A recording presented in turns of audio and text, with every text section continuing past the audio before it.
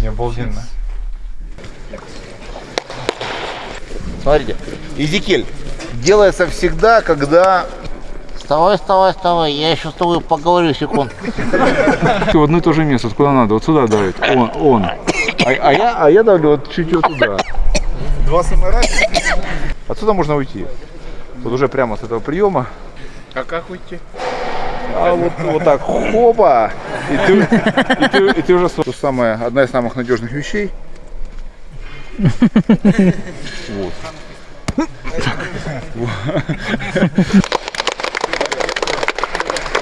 Руй Айхал. Дравларын сақым сирен алықтақтыра. Мен атын Василий Ден, Триумф ММА менеджерінавын. Триумф ММА үлләбіті 5-6 жыл болды. Мен үлләбітім почти 1,5 жыл болды. Менеджер күрдік.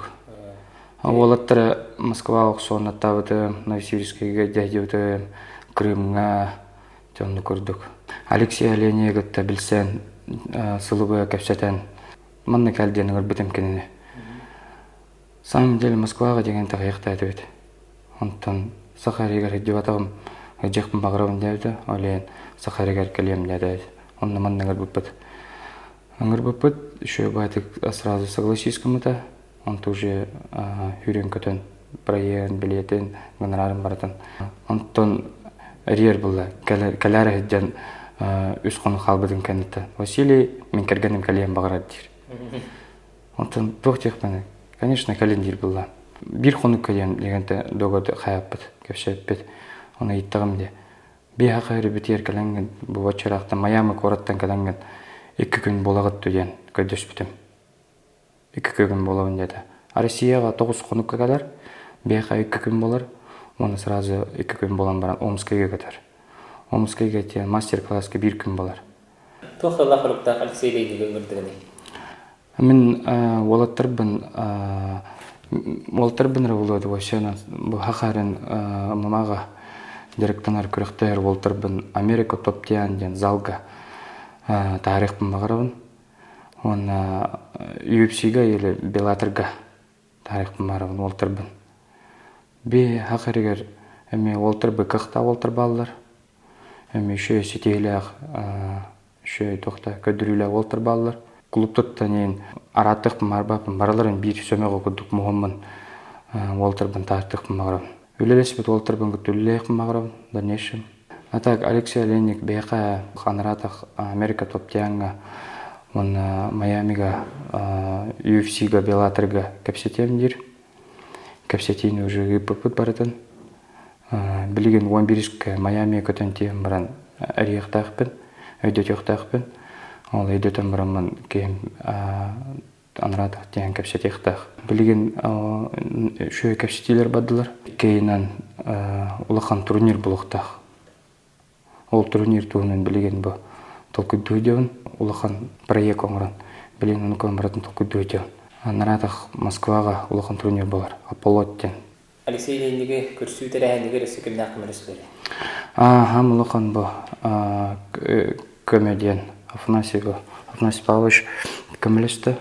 Японец қайыны болар. Үші дүкіз көйеті. Борисов Гошеден обаем шөдік көме болды. Планета Электро Сергей ден шөдік көме болды. Ата генеральный спонсор бұд Афанасий Павлович болар. Алексей Оленик Беги Республика теркелері улахан солталақ тияныйбын. Онна бәйім өйірге хананным. Беги олаттар бұд Алексей көрен мотивациялалар. Онна тон иникетігер дағаны Беги олаттар бұд бұл андай дөрин кәтер таққан хақабытерин кең хирге атырдықтары ден әрелләқ тұрын өйәтін бұл проегі. Онна беги сақабытерин оғылары бұл Америка топ-тим команда теркейден жарықтаналарығар, онна үшуе результат берілдерін туғығар. Бар үйрек бүтін, онна көмілек бүтін нады бұл қамсағаны. Онна бұл тәрияғаны тәрибет Василий Васильевичка туғылан, онна бұл кинокоманда тығар, улахан мақтал бінтереде қымары. Я считаю, что такие звезды такого мирового масштаба, высокого уровня смогут смотивировать наших спортсменов, наших детей для дальнейшего развития. Ну и на самом деле очень интересно будет им с ним пообщаться, да, перенять опыт. Вот, знаете, как дотронуться до чего-то священного, что ли, получается, такого. Мало таких возможностей бывает в этой жизни, да, и поэтому, если такая возможность появится у какой-то группы людей, это будет очень здорово. И я думаю, что это очень сильно поможет дальше развиваться этому виду спорта, то, что такие мировые звезды обращают внимание на наш регион. И в том числе это, наверное, появятся у нас дополнительные новые контакты, и где новые спортивные школы какие-то, да, появятся новые идеи по взаимодействию, по коммуникации и по коммуникациям. Поэтому мы решили откликнуться на предложение и помочь в организации данного мероприятия. Также отдельно хотелось бы сказать спасибо Алексею Олейнику за то, что он нашел в своем сложном графике время для того, чтобы приехать к нам в регион. На самом деле у нас регион достаточно далекий и сложный, да, по логистике, тем более сейчас. Ну а спортсменам бы я, конечно же, пожелал добиваться дальше результатов, спортивных достижений, побеждать в боях, тренироваться в самых лучших залах, по возможности, конечно, хороших сборов, а также побольше таких мероприятий, встреч с известными людьми, которые, безусловно, будут, наверное, такими яркими эмоциями оставаться в наших памятях на очень долгие годы. Анна Солонатыттан, Горохо Василийга, брат пар, племянник пар, мен көмілхәбін. Ото бу ма көрүңү UFC-на тыкырар жаннар бары Алексей Олейнига тыкырын билелер, иштен билелер, кини кайыларын ото бейгеметтен. YouTube-ка да бар, интернет билен агыс то булады. Олен ки вартаттан билер, анаттан кини манна гайр эркелереттен сүддө чөйдяныбын. Бу элбек эрки варта интернет булакта кылырым манда болгон, UFC-да болгон, то панкратионда болгон, ток бар мен оксул көрүңдөрүн. Эрки варта сөбүлән көрөр, онан тирергир. Онан бу манны кулхан титуллах ки гайр эркелереттен мебе кабир лохан событие болар.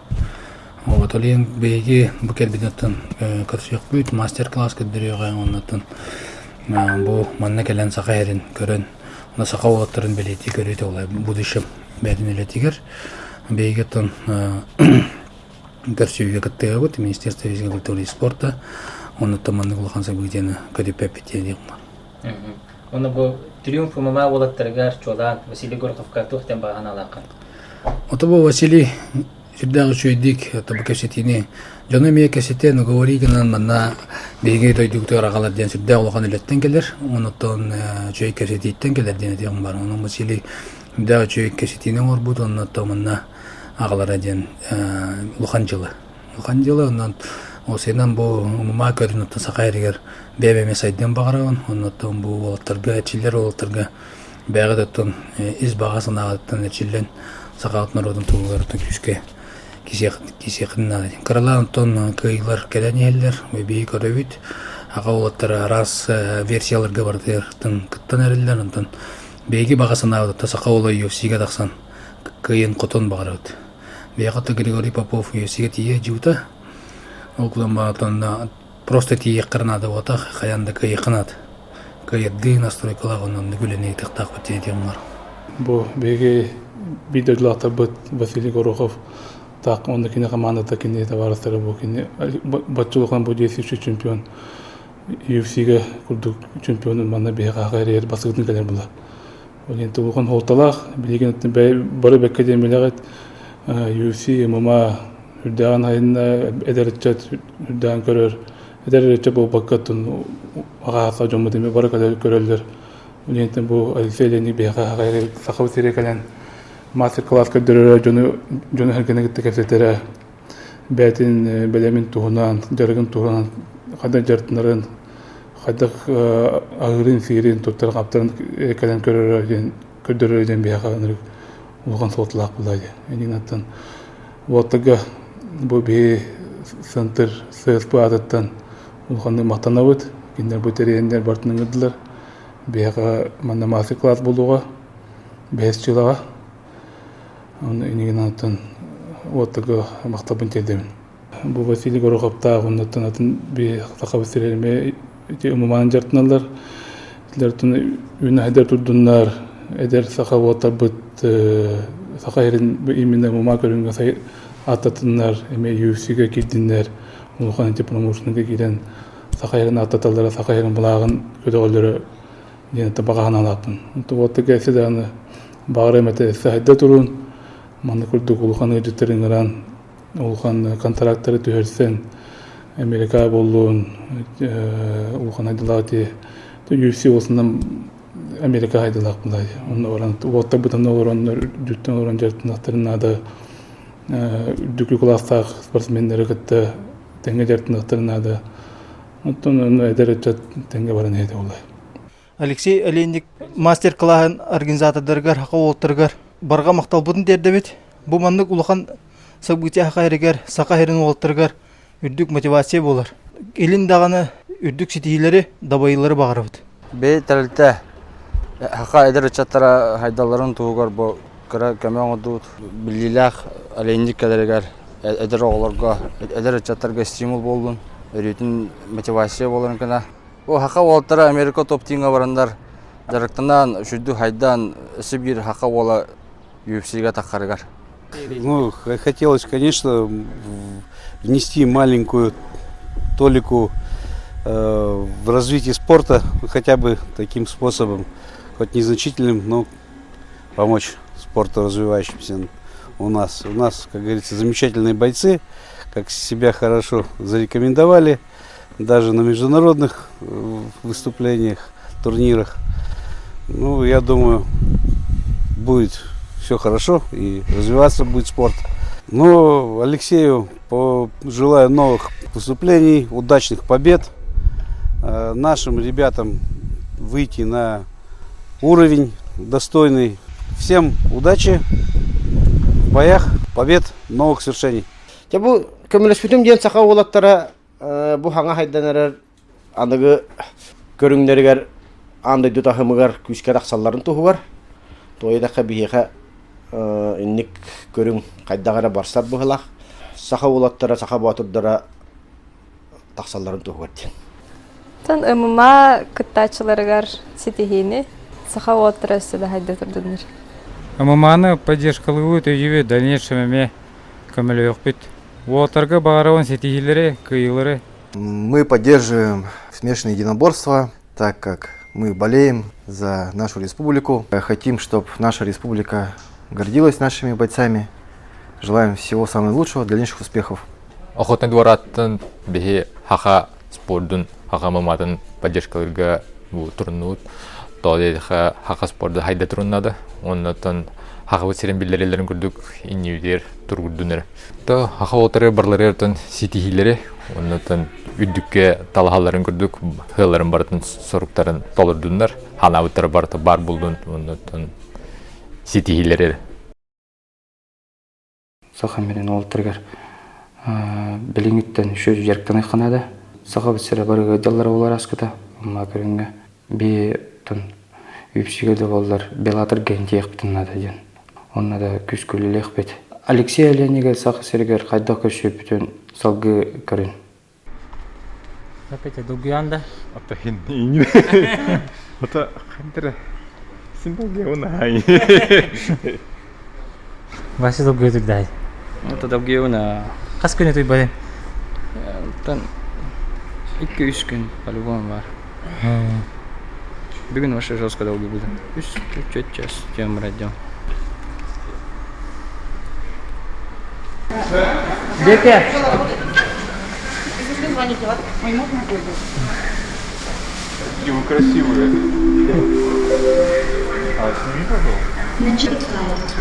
А что мне нужно сделать? Надо Первое, что и делаешь? откусить хлеб.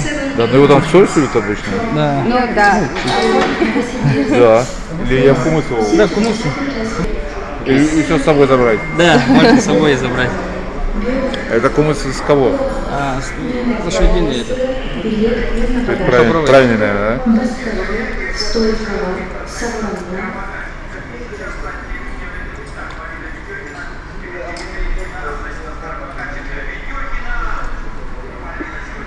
Вкусно. Вы уж извините, но я его побольше выпил, да. Конечно. Спасибо большое. А что это? Попробуй, это хумус. Верно, что Он сладкий. Вообще,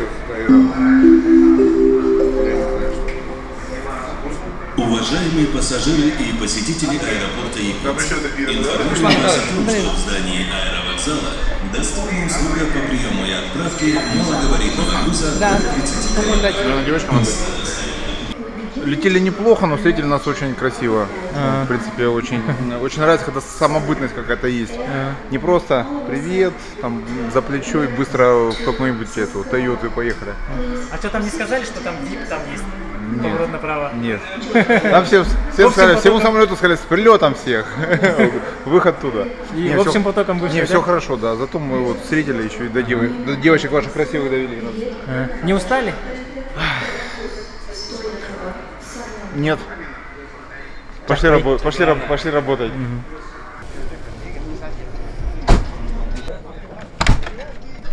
Че, как, не тесно? Нет. Нормально. Добро пожаловать. Приветствую. В Якутию. Всем привет. Рада вас видеть. Кто-то ползает. Привет. Все. Уже есть, да? Все есть. Алексей, Леш. Опа, сладости. Обязательно. Хуже не будет. Спасибо. Ты вот это видел? Мама, ты какой? Я потом посмотрю. До него мы точно вряд ли дойдем после всех перелетов. Отпущу тебя? Да.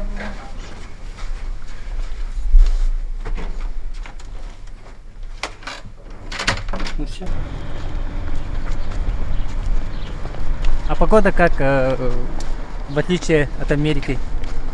Не, ну Америка же тоже разная, как у нас. У нас есть где-то там зимой будет снег и так далее, там в Сочи будет тепло, правильно? В Америке тоже разное.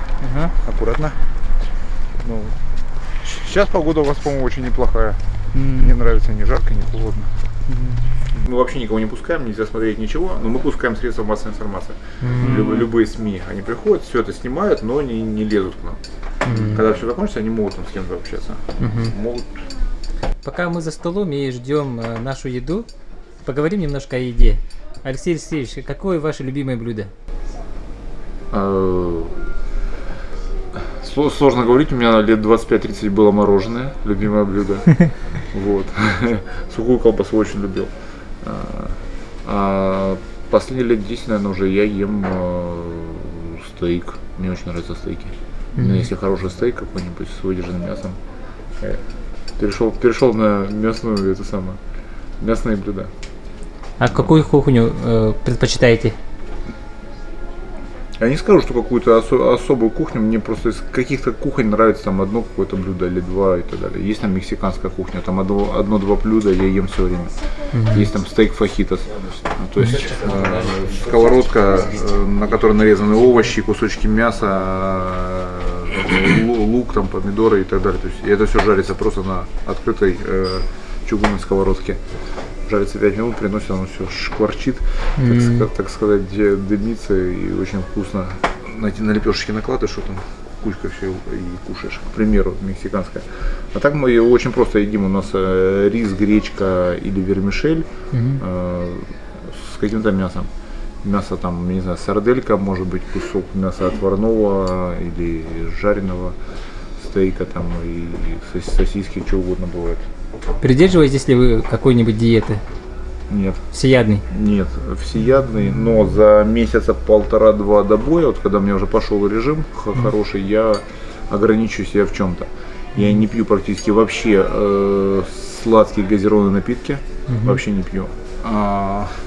Меньше ем, мучного почти не ем, молочки очень мало пьем, употребляю.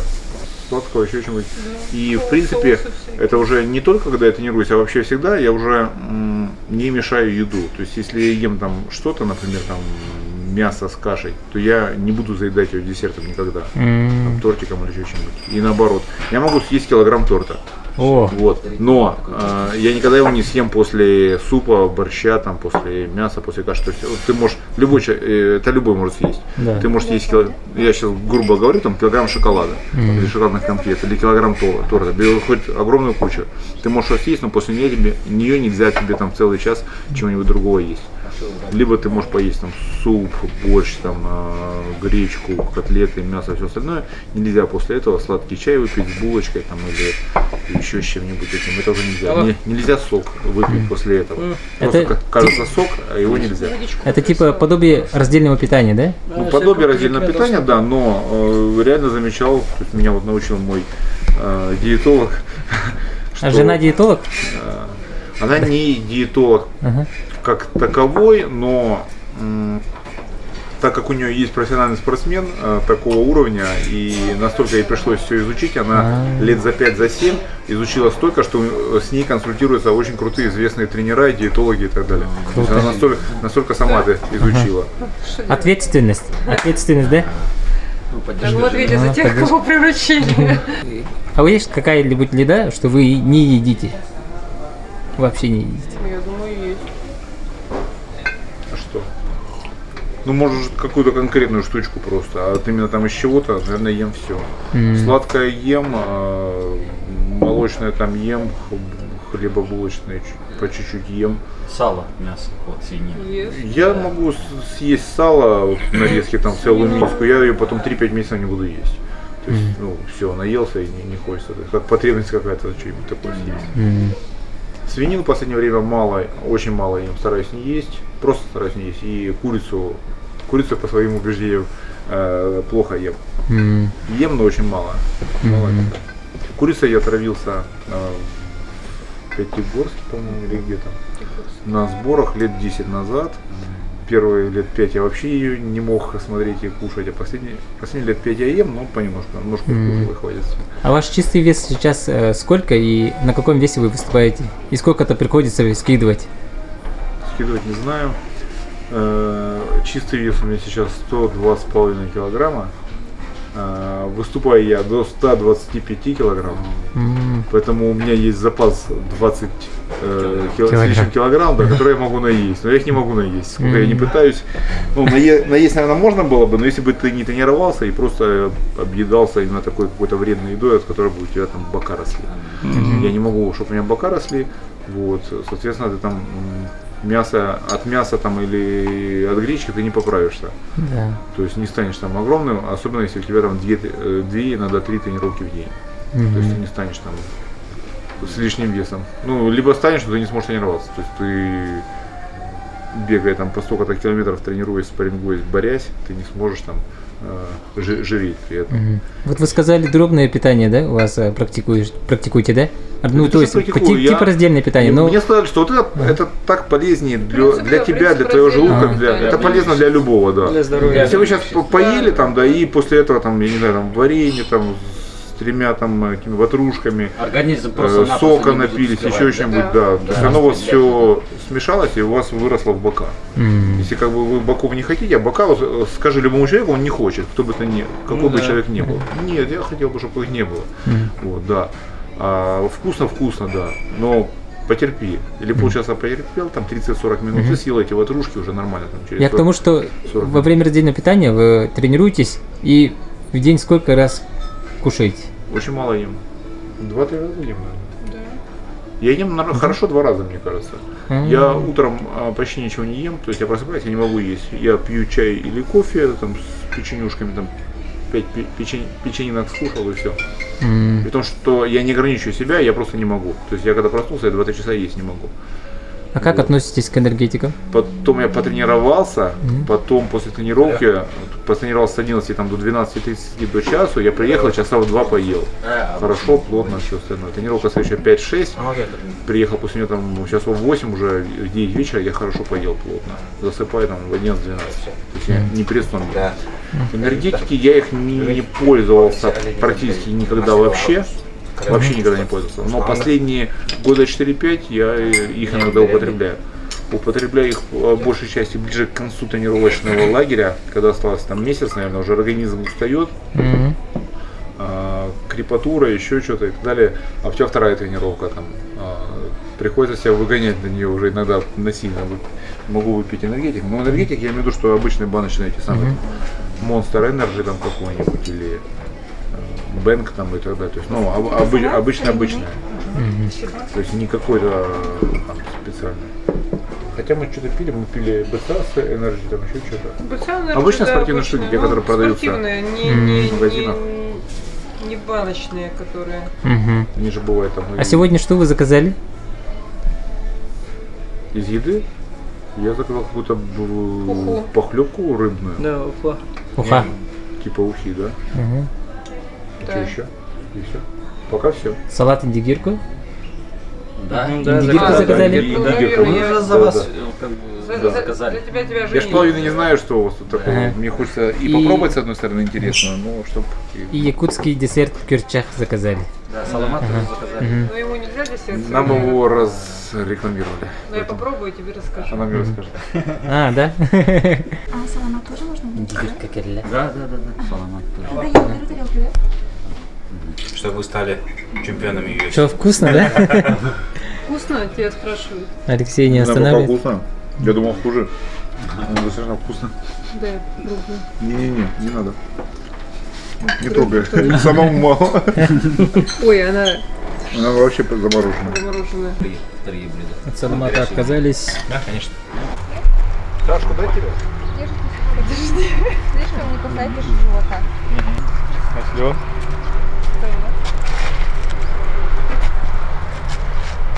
Ты садись.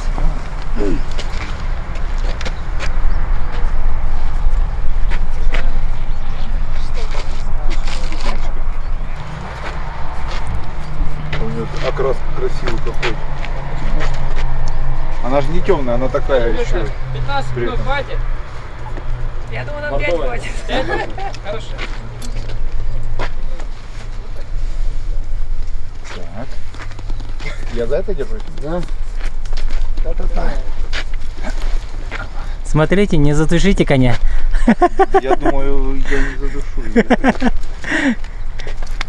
Смотрите, главное, да? Моя цель.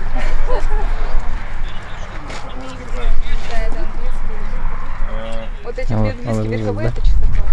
Эй, у меня это стрим.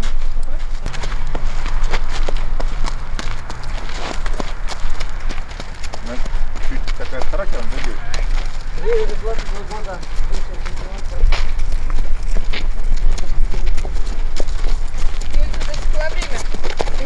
Время засекло. Чё, как? Блин, непривычно. Ну это же не в первый раз у вас, наверное. Ну, очень-очень давно, 50 лет назад было.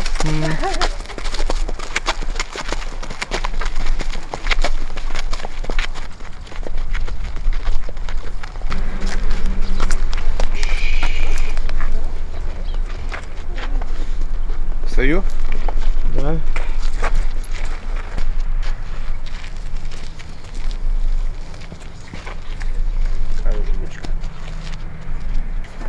Так, встаю, да? Вот одна дочка ее, вон вторая дочка ее. Вот одна дочка, вон вторая дочка.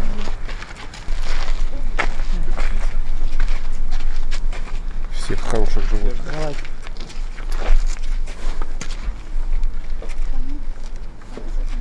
Чемпионка будешь по скачкам.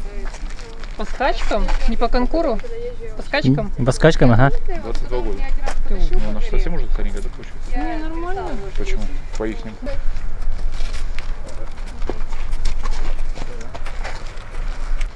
Что, понравилось? Да, я на них не сидел, не помню сколько тоже. 15-20 лет.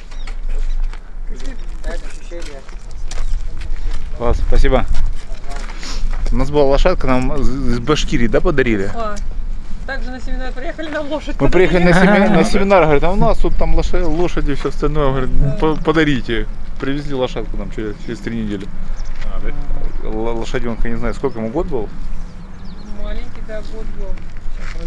Вырос кабан такой здоровый, рысак русский хороший. Тут похоже уже это самое. Сюда проходите. Много кто был. Смотрите.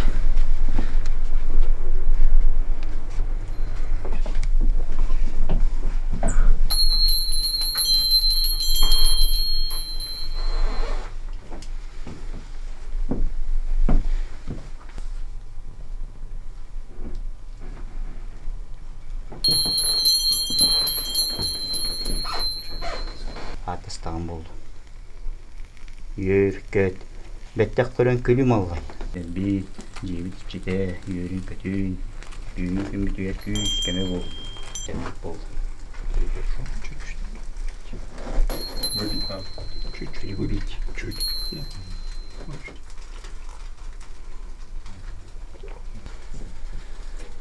Вот сейчас так полностью лежит. Все, так не получается.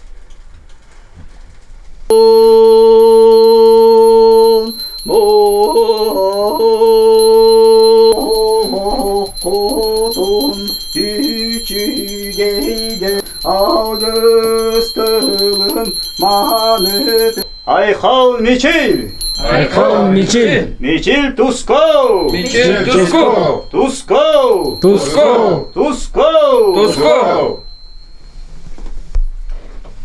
Вот, вот, передают привет от фанатов UFC. Спасибо. Я тоже фанат.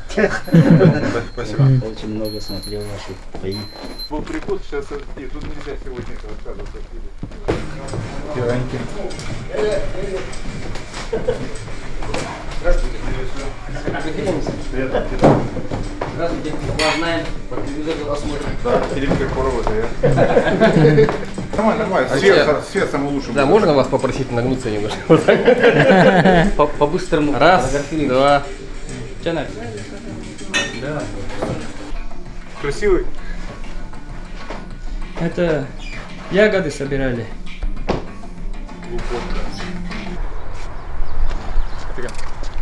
Ломайте без пароля. Юрий, приветствую. Ждем тебя на тренировку. Ты уже извини, мы хотели брата твоего, но он сказал, что ты гораздо сильнее. Поэтому все. Передай большой пламенный привет от меня, от Алексея Олейника. Сил, здоровья, успехов, твоей семье всего наилучшего.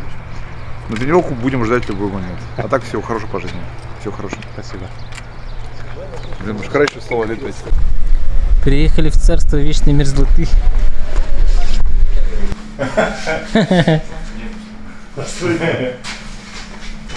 Теперь одеваем накидки, длинные накидки. Кому не хватает, можете несколько раз. Нет, это вот без этого. Даник? А ее уже одели. Как там? Отлично. Хорошо. Холодно. Холодно. Понравилось? Холодно.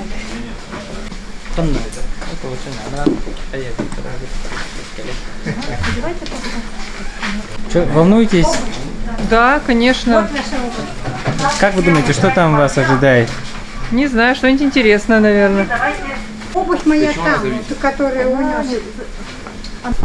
Это у нас предбанник. Предбанник. Здесь мы замораживаем гостей. Вот там был средний мир, лето, а тут нижний мир, где всегда зима. Как будто портал, да, какой-то? Портал в зиму. Это в кину попал. Добро пожаловать. А трогать можно? Да, конечно. И нет. Подземное царство вечной мерзлоты, где всегда холодно, всегда зима. Сегодня у нас минус 5 градусов, но высокая влажность, так что ваши руки, носы подмерзнут, возможно, ваши телефоны. На потолке образуются кристаллы. Они все растут от нашего дыхания. Надышали наши гости за одну зиму. Так что ваше дыхание тоже станет кристалликом в этой пещере. Ну, а чтобы мы не стали тут кристалликами. Я потом отправлю. Дедушка, извини. Я временно просто посижу. Таня, зима близко. Раз, два, три. И он весь промороженный до основания. Вот, наверху у нас якутские бриллианты. У нас каждый год находят алмазы. Вот в этом году нашли алмазик желтенький. Назвали в честь вакцины «Спутник Ви». Все фигуры – это работа якутских мастеров. Мы им лед привозим с реки Лены. Отдаем, они сперва обрабатывают бензопилой. Потом уже работает вот такой стамеской. Использовать можно как по дереву, так и по льду. Короче, такая... Невеста. У девушки набор серебряных украшений. На груди и на спине, как защита от демонов. Я вот тоже ношу сережки серебряные, вот колокольчики, да? Тоже защита от темных духов. Не пристают демон? Нет. Как охотятся на мамонта. Это этот семейка Круц. Круц, по-моему, назывался Да, в шмоте сейчас. Лица прямо они. Да, у нас в севере есть некоторые люди. Иди ко мне. Ну как эти иркутские организаторы. Нет. В таком этом. Не обалденно. Якутский люкс. Я же слышал, что есть отели, которые там во льду прямо и так далее. Да. Прикольно же. Какие впечатления? Обалденные. Обалденно. Мы здесь остаемся, ребят. Вы там... Тут еще с горки сейчас покатаемся, омолаживающие. Ага, и зато нас заберете, поставите среди скульптур там. В детский сад. Нижнего мира. Два демона будут. Понравилось? Да, очень. Нереально. Мне очень понравилось. Я вот погулял реально, как девушка говорит, там утром один и вечером, или просто, ну, чтобы именно там пробыть полчасика. Меня взбодрило очень. Приехали в Триумф после короткого отдыха. Приветствую. У вас больше становится. Приветствую. Это директор Центра спортивной подготовки, да? Привет еще раз. Нет, он мэр директор. Потихоньку переходим. Аккуратно. Помашь. Всех приветствую. Действующие спортсмены, трехкратный чемпионат мира по боксу, чемпионы Европы, вот тогда у нас пятикратный чемпион России по марафону. Для зрителей. Да, насколько. Ставим клетку и юси проводим. Да.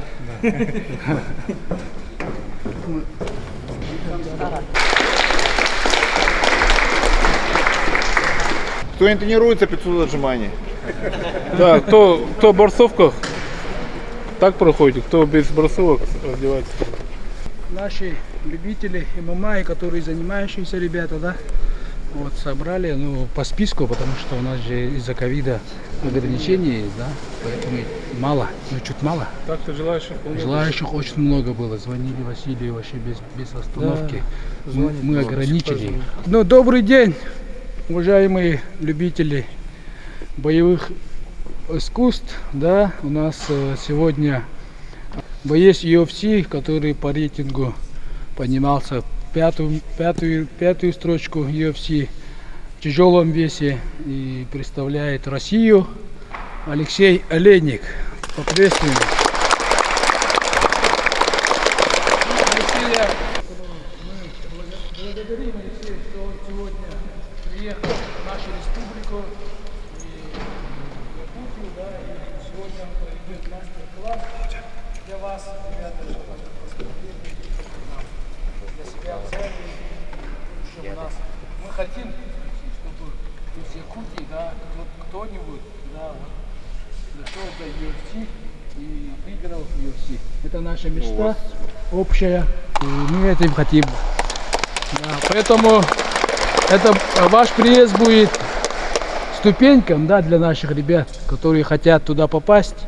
И для нас будет это очень хорошо, поэтому мы еще раз благодарим вас. Спасибо. Ну, я с удовольствием буду ступенькой, рукой, которая вас куда-то подведет, или дверью, может, которая покажет ну, тот же мир ММА, который более зарубежный. Не сильно отличается он от нашего, но достаточно современный, и выступления есть по всему миру, я думаю, вы это все знаете. Сейчас, в принципе, это не самое важное. Самое важное, я, во-первых, приветствую всех, кто пришел на мастер-класс. Благодарю ваше руководство спортивное, которое меня сюда пригласило, Василия, который, в принципе, сам это все организовал, сам меня доставал, сказал, что нужно, мы очень хотим, нужно нам это самое. Я сказал, с удовольствием проведу и так далее. Спасибо за дом спортивный, чистый, в котором нас приняли. И так далее. Ребят, вы, ну, кто меня слышал, знает, наверное, слышали просто по большей части, что я ценюсь техникой приемов, поэтому я не буду показывать там какие-то уходы, проходы, заходы, удары и так далее. То есть я буду вам показывать просто, наверное, приемы И на самом деле мы их не можем все выучить, тем более я вам покажу по одному разу, вы их там по 3-5 раз повторили, вы их не выучите. Я хотел бы, чтобы по большей части вы поняли принцип вообще, который я вам хочу подать. То есть я буду какие-то очень важные вещи говорить там про плотность, там про принцип джиу-джитсу и все остальное. Это для меня важно. Джиу-джитсу у меня японское, и я его изучаю больше 20 лет. В принципе, то, что оно очень-очень эффективно, наверное, говорит там и рекорд, и то, что я в каком-то в приличном возрасте в своем с 2013 года, уже 8 лет в UFC, провел 15 боев в UFC и еще 60 боев вне UFC. То есть у меня более чем 75 боев. Приехал я просто поделиться своим опытом. Все, кто тренируется, встаем, все, кто не тренируется, на краешек ковра. Ребят, поехали. Разминочка направо. Во, побежали, работаем. Давайте на 2 ковра просто. Побежали, побежали. Легкий бег, трусой, поехали.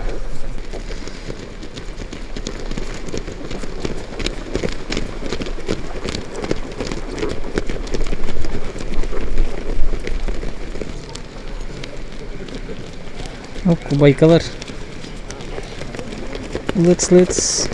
Левым боком.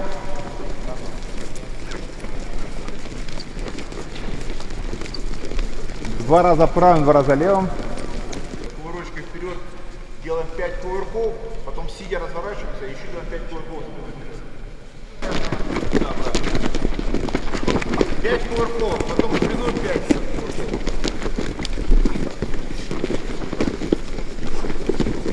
Ручки целимся как пистолет. И максимально быстро крутимся до меня. Поехали.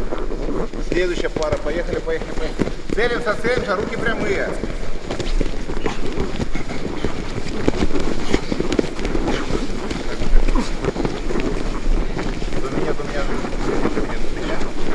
До меня. Прямые руки, прямые. На пальцы смотрим. До меня вертится. Встаем и на эту сторону. Ага. А я слышал, землетрясение было, да, сейчас? Да. Ребят, до меня на пальцы смотрим. Ребята, то же самое, только сейчас ноги друг к другу. Да, в другую сторону. До меня. Побыстрее, смотрим на пальцы. На пальцы, цель, как будто целимся из пистолета.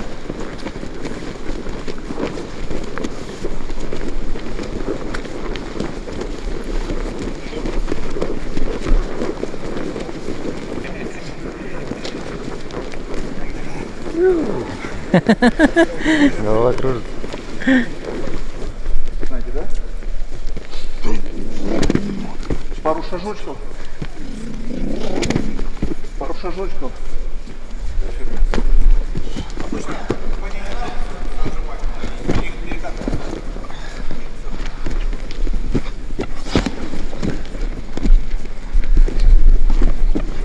Так же примерно до меня и возвращаться. Задача: старайтесь на грудь лечь мягенько и аккуратно перекатиться просто. Креветку джиу-джитсовскую вы знаете, да? На спинку ложимся, креветку. Поехали.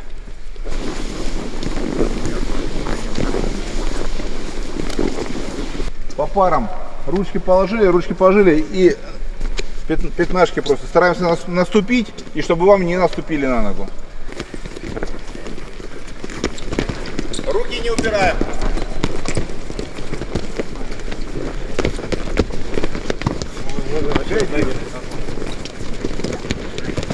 Ручки вот, пальцы соединили, зажали. И задача ударить друг друга. Ударить. Бей. То есть покуда хотите. По лицу, по корпусу. То есть показывайте одной рукой, старайтесь второй и так далее. Пальцы полностью соединили, поехали. Одной рукой показывайте, другой дергайте. Тут задача обмануть более важна, чем это. А давай тебя. Да. Ребят, сейчас мне нужно, чтобы вы просто расслабились и просто получали информацию. Сейчас очень простые вещи делаю. Мы стоим в стоечке друг против друга. Становись. То есть ну, стойка, если мымашная, то она мымашная, если там джиттерская, да, там борцовская, то есть мы по борцовке все равно стоим. Вопрос в чем, что стоит два соперника слегка ручками изготовленными. То есть мы сейчас делаем, то есть какое-то обманное движение, мне задача зайти за спину. То есть раз, захожу за спину. Смотрите, мне очень важно всегда, за спину мы заходим, пролетаем. Как вам сказать, если я хочу очень быстро зайти, я стараюсь, я как будто разгоняюсь мимо человека, я пролетаю его и цепляюсь за столб или за дерево, знаете, вот, вау, разгоняешься. Соответственно, это делается не на прямых ногах, а где-то раз, и я влетел сюда. То есть я влетаю не в захват рук, а уже влетаю сюда. Одна у меня вокруг корпуса, вторая на шейке. Очень просто. Руки поднимаются просто на себя вот так. Две. Раз. Смотрите. Сейчас я показываю работу с головой. Мне очень важно, чтобы она все время толкалась назад. Любой человек, которого вот так дернут сюда, сразу начнет сопротивляться и тянуться вперед. То есть сюда. Подтянись еще немножко. Смотрите, там 103-105 килограмм, он легко вытягивает и так далее. Он вытянет и больше. Поэтому, если вы нависнете на человека, он вас в любом случае либо оторвет от пола, и у вас не будет центра тяжести, либо вообще он вас сбросит вперед. Но, если он будет прогнут назад, даже если он будет наоборот, у меня будет там 70-80, а у него будет 100 с копейками, он не сможет это сделать, потому что у него нету точки опоры. Он сейчас потерял равновесие. Соответственно, мне нужно залететь сюда, растянуть. И, смотрите, я давлю сейчас на голову, давлю назад. Смотрите за этой рукой. Я давлю назад, я давлю назад, я давлю назад, я давлю назад, я давлю назад. Ни доли секунды не было такого, чтобы я его не давил назад. Ошибка какая? Очень многие натянули, а потом раз. Видите, да? То есть я на секунду отпускаю, он голову пошел вперед, а я хочу его сюда назад тянуть, головы уже нету. Если я его держу, то я его держу. Я его опускаю сюда, смотрите, перекрыл, взял кисть и падение. Прямо отсюда обычный приемчик болевой на руку, прямой. При этом я постарался втянуть максимально плечо, надавить на голову, перекрыть, ногу поджал просто бедром. Я могу ее перебросить, но это будет еще лишний там полсекунды. Смысла в этом не вижу, если у меня и так будет хорошо зажато плечо его. Ручка всегда держится вот таким образом.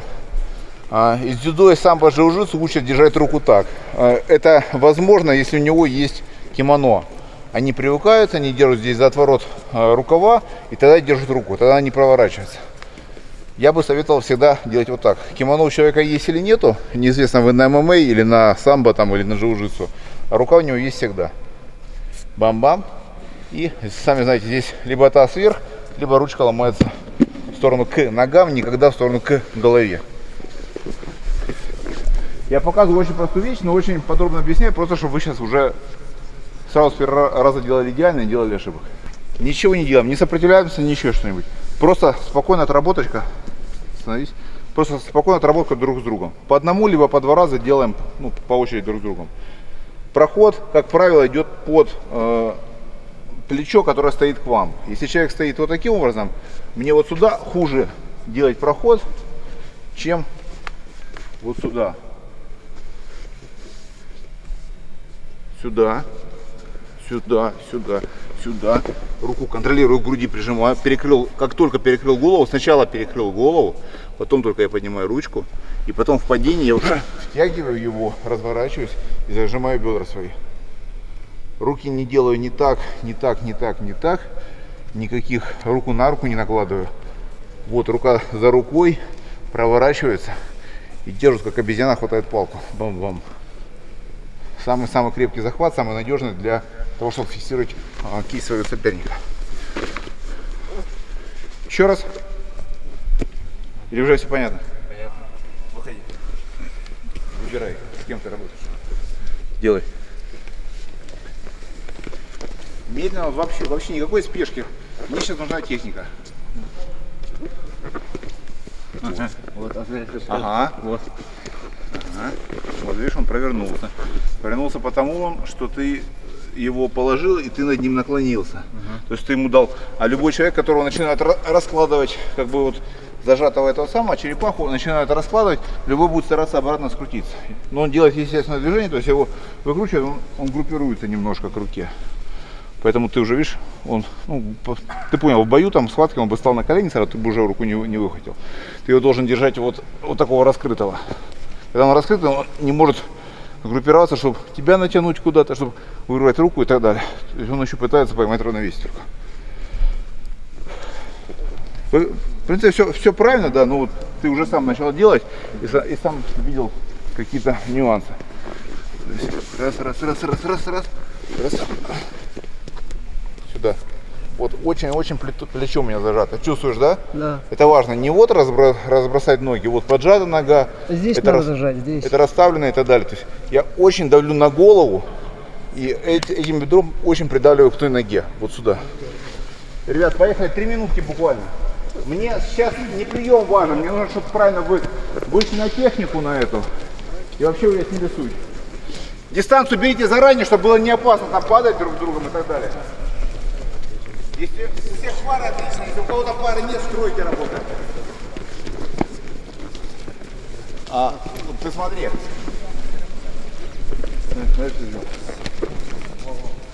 Смотри, ты зашел сюда, перешел сюда, поменял руку. Ты начал с этой руки и уже мог быть вот здесь и уже начать работать. Но ты вот так встал, замер на полсекунды и потом полез левой рукой, а правую убрал. Ну, в бою он тебе вообще этого не даст работать. Там будешь бороться по джиу-джитсу или по боям, ты этого не сможешь делать.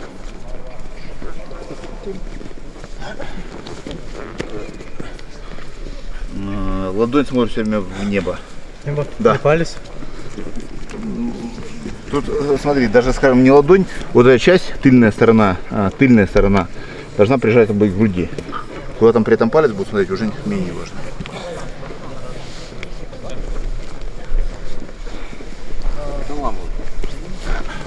Чтобы кость вылезла белая.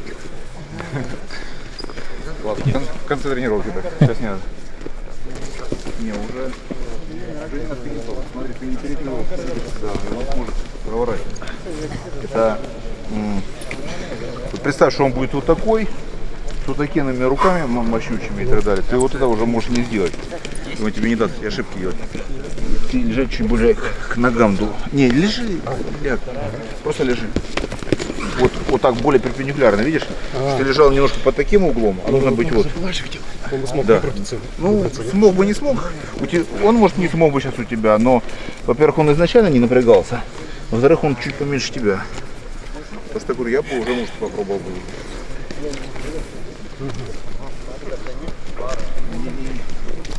Сначала, ты помнишь, я сначала еще голову засовывал уже под ногу, еще когда я стоял. Вот, в принципе, зашел на нас. Да. Ага, и? Да, голову себе под левую ногу. Голову, ага. Дальше так? Ну, у меня, помнишь, эта рука была на голове. Смотри. Вот ты зашел, вот смотри, ровно вот так. Ага. Вот сейчас ровно как ты. Я растянул на себя, видишь? Я его тазом вот так, опа, прогнул. Потом я давлю, оп. И я голову засовываюсь, давлю, сильно пихаю, видишь, под ногу запихнул, под бедро. Здесь упал, здесь провернул, и здесь ее сломал уже через свое бедро. А, вы его делаете вот в сторону? Да. Я вот так и делаю, да. Я думал, что... Правой ногой надави. У меня правая все время выпрямлена была и лежала на голове вот так, чтобы он этого не делал, чтобы он не... Потому что ты для него создаешь домик, и он в этом домике начинает, видишь, под тобой вращаться. А ты вес перенеси на это бедро, сильно-сильно перенеси вес на то бедро, которое на голове, всегда. Вот на голове лежит нога, на нее переносишь вес. Ребят, хорошо?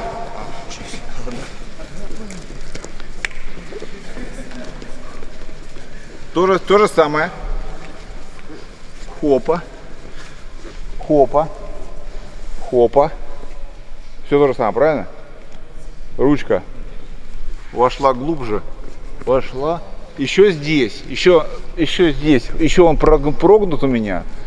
Я кладу руку на бицепс и не вот так через верх, а видите, я уже бородой упираюсь ему в голову. Под мою шею засовываю руку И она доходит до его бороды. Раз. И все это в процессе того, что я с ним падаю на спину. Падаю на спину, ложусь на бочок и ногами, и шеей растягиваю в лодочку. Прогибаю в дугу через позвоночник, то есть в обратную дугу.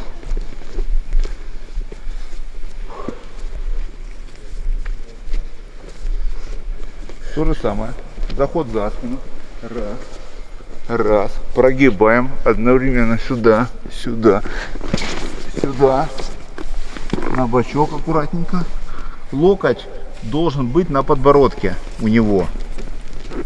И начинаем душить и растягивать. По большей части даже растягиваю его. Видите, моя голова давит на мою же руку здесь. Я не вот так тяну. Вот, она еще помогает дополнительное усилие.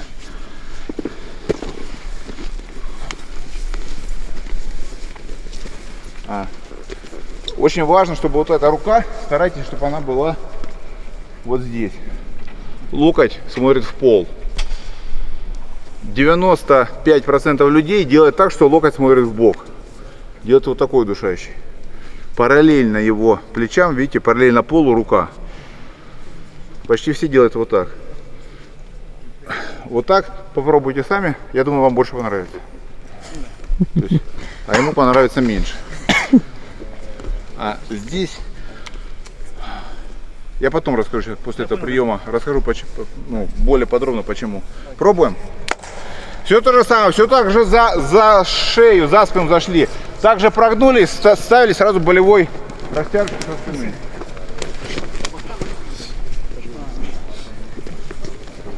И сразу падаем. Назад ножки подогнулись.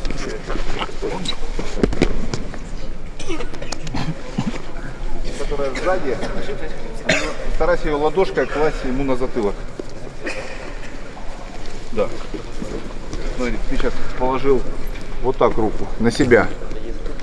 Видишь, ты на себя положил. А вот так ты поможешь себе просто создать дополнительное давление на его шею. Еще больше будет переламываться шею через этот самый. Какой? Разрывай его. Но аккуратно. Да. На попу садись назад. Ножки вставил и на бочок. И прогибай его тазом вот так назад. Да, аккуратно. Поломаешь его, придется взять кого-нибудь другого, более страшного.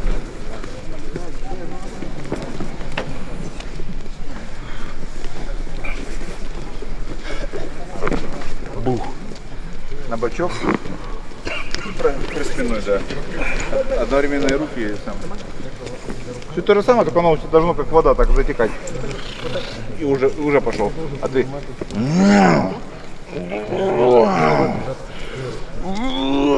То есть, понял, да? Три раздельных штуки таких у тебя. А оно должно быть такой. И уже пошел назад. Потому что под ведущую руку нырять. Ну, это всегда нужно нырять. Всегда. Но если вдруг он стоит в этой стойке, да, и если вдруг я уже там хоп-хоп уже пошел сюда, то в принципе это не ошибка. Просто чисто технически тебе вот за спину вот оказался, видишь, да? И уже за спиной. И чисто технически. То есть раз, два. Расстояние-то больше, насколько? На вот это расстояние, между плечом и плечом мне больше проходить, чтобы зайти ему за спину. То есть я здесь стою, мне, чтобы мое плечо вот это оказалось где-то вот здесь, сколько-то, ну, образно говоря, метр. Но чтобы вот это оказалось вот там, метр 30, метр 40. То есть просто дольше мне придется находить. Это не ошибка, просто намного дольше. Начните на 30-40% больше работы выполнять.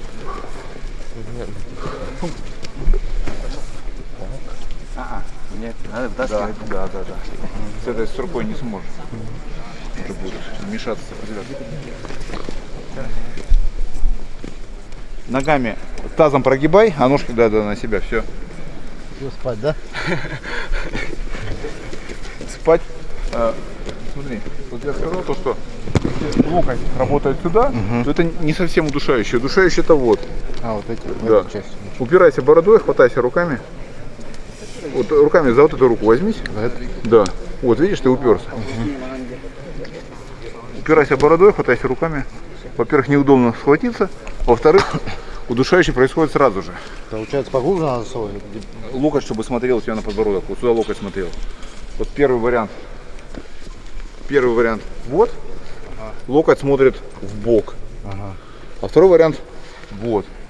Локоть смотрит вниз. Ну, на бицепс, да, получается? Да, и ощущения совсем другие. Здесь идет ущемление КДК, здесь идет не удушение. А ущемление КДК ты не можешь терпеть ни секунды. А здесь просто без воздуха ты сможешь потерпеть там секунд 10-15 даже. Это, ну, огромная разница. А здесь даже секунды. То есть если я правильно тебе беру плотненько, то есть, ну ты терпишь, у тебя шея крепко. Ну, суть ты понял. То есть я не передавливаю, не начинаю вот там начинать душить, вот как все. То есть если локоть уходить сюда, в бачок. Если его правильно вывести, то тебе работает на бицепс, на кадык работает бицепс мой. То есть и я только начинаю давить, там сразу же ущемление идет. Куда идет бицепс? Он выдавливает твой кадык сюда. А так как я очень плотно взялся, там ни одного сантиметра лишнего места нет. И он его просто удавливает вот так, как будто тисками кадык срабатывает. Ущемление кадыка. Это я сейчас рассказываю, почему как бы поняли, да? Локоть стараться вниз смотреть. И это в принципе всегда. Я сейчас отвлечение от этих приемов сделаю, которые мы сейчас сделали. Взяли здесь, старайтесь, чтобы локоть смотрел вниз. Взяли здесь, мы всегда делаем локоть параллельно полу, начинаем сюда, неправильно. Если мы засунем, чтобы локоть смотрел в пол, гораздо будет быстрее и эффективнее. Чувствуешь, да? Да. Падай на пол. Но самое интересное. Вот локоть. И смотри, если я опущу локоть вниз. Я еще ничего не делаю, просто локоть вниз опустил. Вот и вот. Ощущение есть? Да, есть. Прилично. Ничего не делал. Локоть либо вот держу, либо вот держу. То есть старайтесь всегда локоть вниз, более вниз запускать. У нас так получилось, что у каждого тела ровно как тело у другого в общей сложности. То есть у всех есть такая шейка, там борода, там какие-то мышцы, ножки и так далее. И суставы, все остальное. Ну, кто-то там 2 метра, кто-то 1,50 м, кто-то там 50 килограмм, кто-то 100 килограмм. Это же другое. Но вот эти все выемки, суставы, сочленения и так далее, они очень многие подходят идеально под вашего соперника. Все эти вещи подходят под то, что вы можете подставить, подделать, подкрутить. То, что я показал. Это сюда, гильотина сюда, шея сюда. И так. Была бы у меня там рука по-другому устроена, я бы не мог вот этих вещей делать. Как у кузнечика. То есть она вот так бы работала, там, и все. Мы бы ходили там как-то так. Ломать бы, закручивать не могли, всех этих вещей делать не могли. Ножку я ему взял под ахиллес сейчас прямо, то есть она хоп, и она стоит ровно в идеале. Если я сейчас начну делать колено, я переступлю просто человека, возьму колено, он у меня будет в идеале стоять на моем паху. Если я правильно все взял, здесь раз, здесь оно на моем паху прямо выдавливает, прямо на этот самый, на коленный сустав, для того, чтобы его ломать. Сидел бы я там на 10 см дальше или на 10 выше, я бы уже пытался ломать кость нельзя сломать. Но если я давлю ровно под коленную чашку, ровно на нее, кость можно сломать. И так вот там сотни всяких мест, куда я приложу руку, и она уже лежит в том месте, где что-то у вас душится, ломается там, или очень-очень больно просто. Это мы отвлеклись. Давай уже на тебе покажем что-нибудь. Схватку делаем? Схватку? Хорошо. Сейчас делаем. Мы вдвоем на тебе. Он будет тебе руки ломать, я ноги. Ребят, все то же самое. Стоечка, заход за спину. Мы опускаем голову по бам, делаем болевую на руку, правильно? Мы прогибаем чуть головку, тазом его выгнул. Бам-бам-бам, уже удушающий мы делаем. Все здесь. Мы, третий вариант. Все точно так, прогнул назад и делаю назад движение такое. Раз, два, бам. Увидели, да? Бам, бам. И поехало колено. Ровно садимся под чашку. своим пахом. Вот, зажал. Здесь ровно под пяточку. Можно делать либо таким образом, либо некоторые делают вот таким образом. И просто излом колена. Я могу его делать прямо здесь в стойке. Я могу упасть, он может начать дергаться, это же схватка там. То есть во время движения там я потерял равновесие, еще упасть я не могу вперед. Я могу упасть назад, лево-право. Сейчас не важно, куда я там упаду. Самое главное, не отпустить его ногу. Вот я упал, чтобы она у меня так и стояла. Мне очень важно, чтобы носок смотрел на меня, когда я падаю. Если нога будет вот так, вы можете не сделать болевой. Если вы вот так зажали, носок смотрит куда-то. То есть вы будете ломать ногу куда-то в сторону. Ну, чтобы вы колено ровно ломали против его, понимаете, да, против его сгиба. Здесь у меня пятки упираются, ему просто, извините, в булки. Раз. И все, я поехал ломать сюда.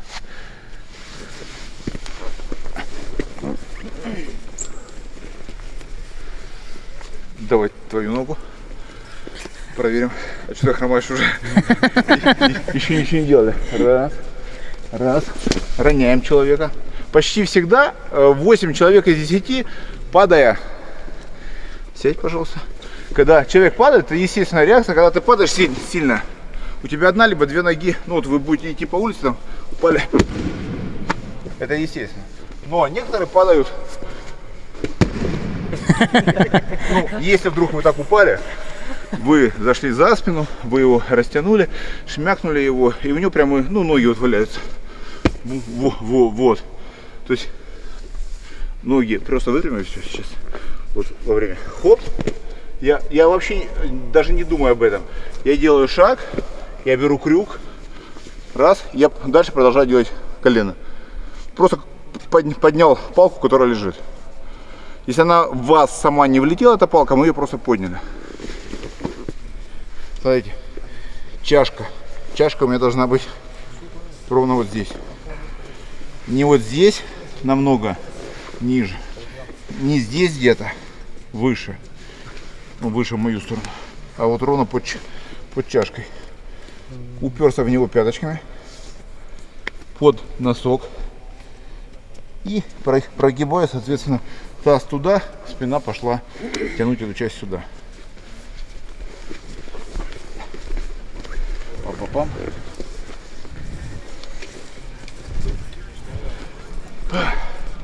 Хопа, хопа, хопа, хопа, хопа, хопа, бабам. И поехали ломать колено.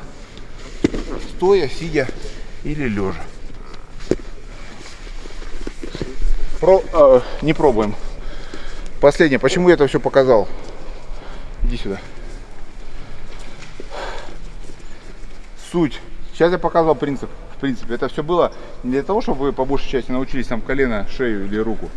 Принцип. Я начинаю атаку, я захожу за спину. Это одна из самых распространенных атак. Я захожу за спину, и я делаю прием на любой уровень. Я хочу шею делать, я ему взял, задушил. Высокий уровень, правильно? Я хочу на этот уровень.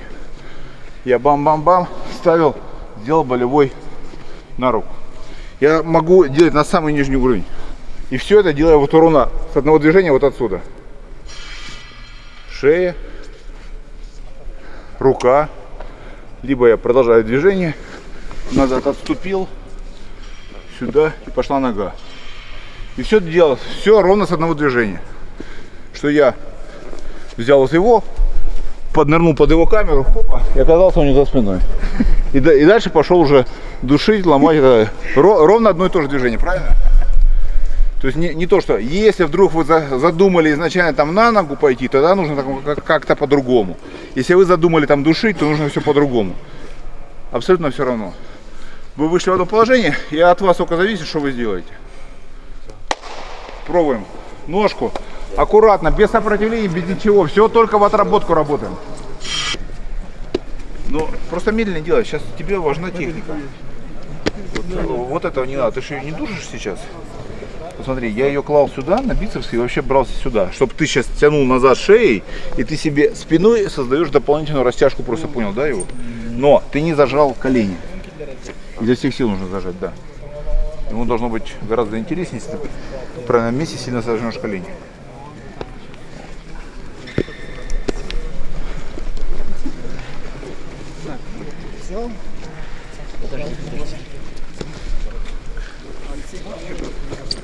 Давай сейчас посмотрим. Колени на одном уровне. Сожми коленки свои колени. И помнишь, я пятками упирался сюда в булку? Раз, дай второй. Вот. Ровно в это место. И изо всех сил сжать коленки. Да. Колени теперь сжимай. Да, там как тиски даже сорвались. И просто таз пошел.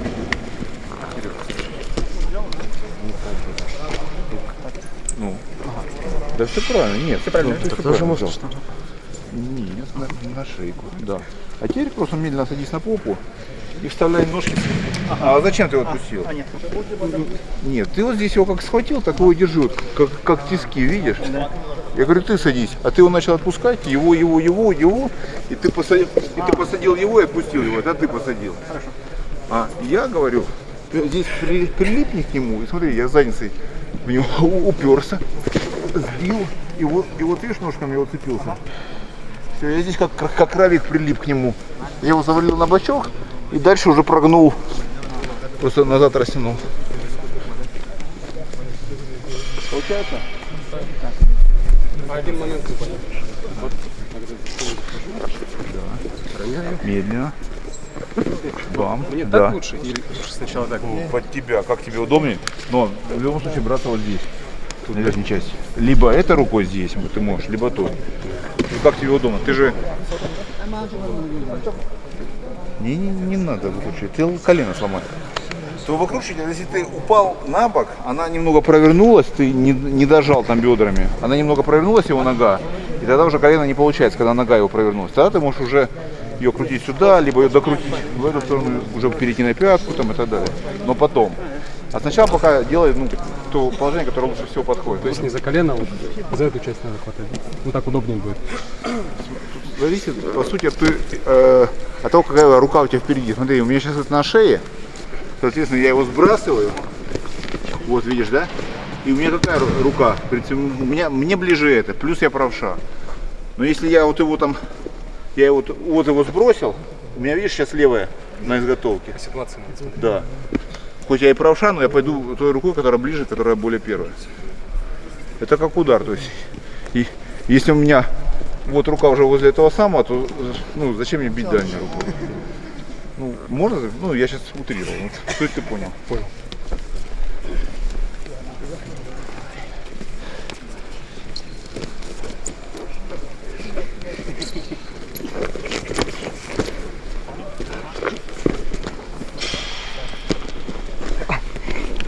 Спасибо. Хорошо.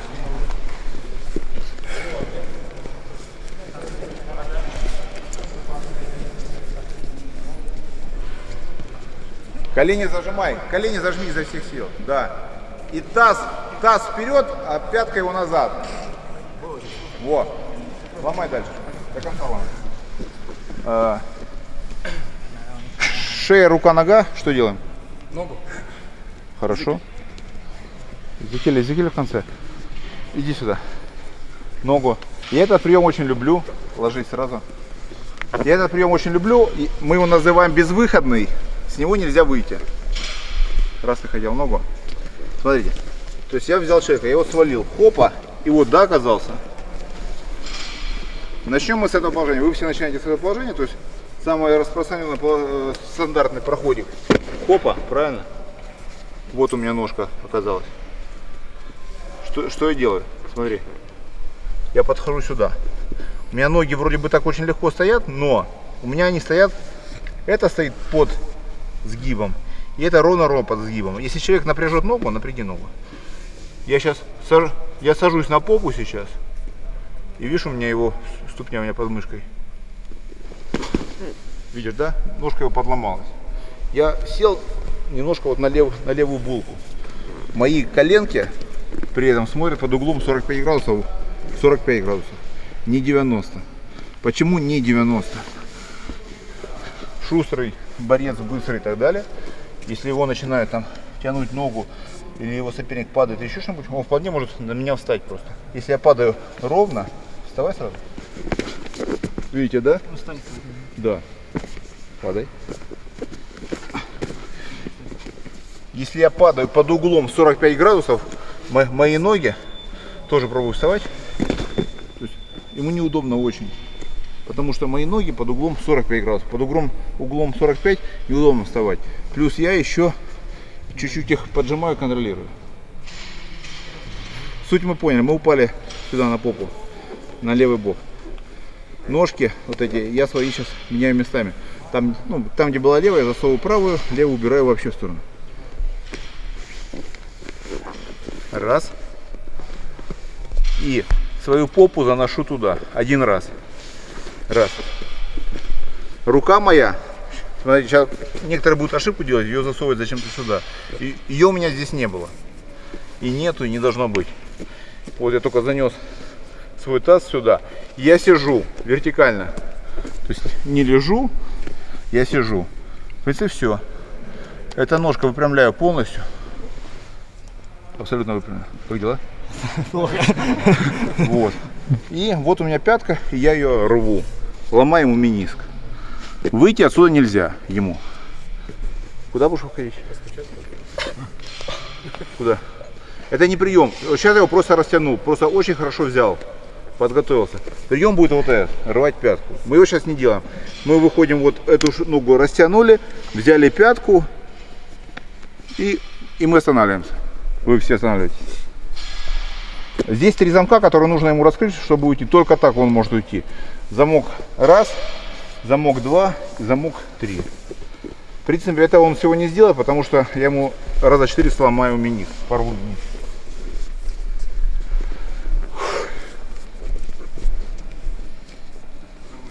Да?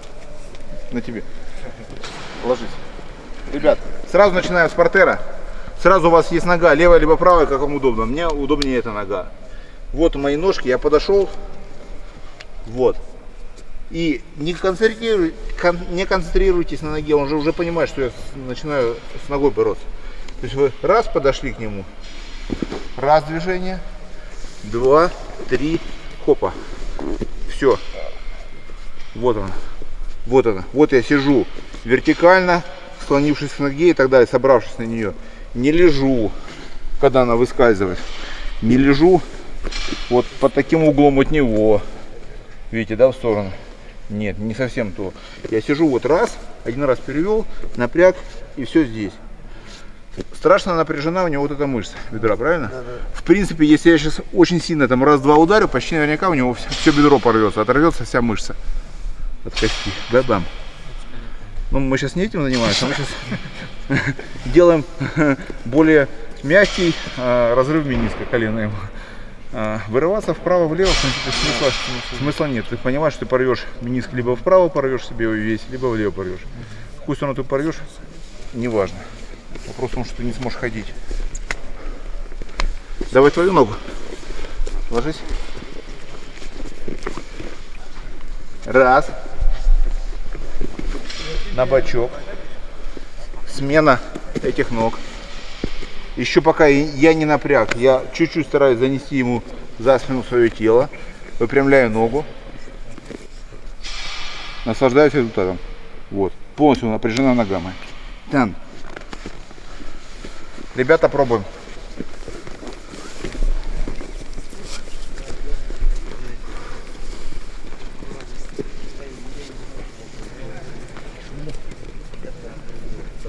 Все, садись на левую булку.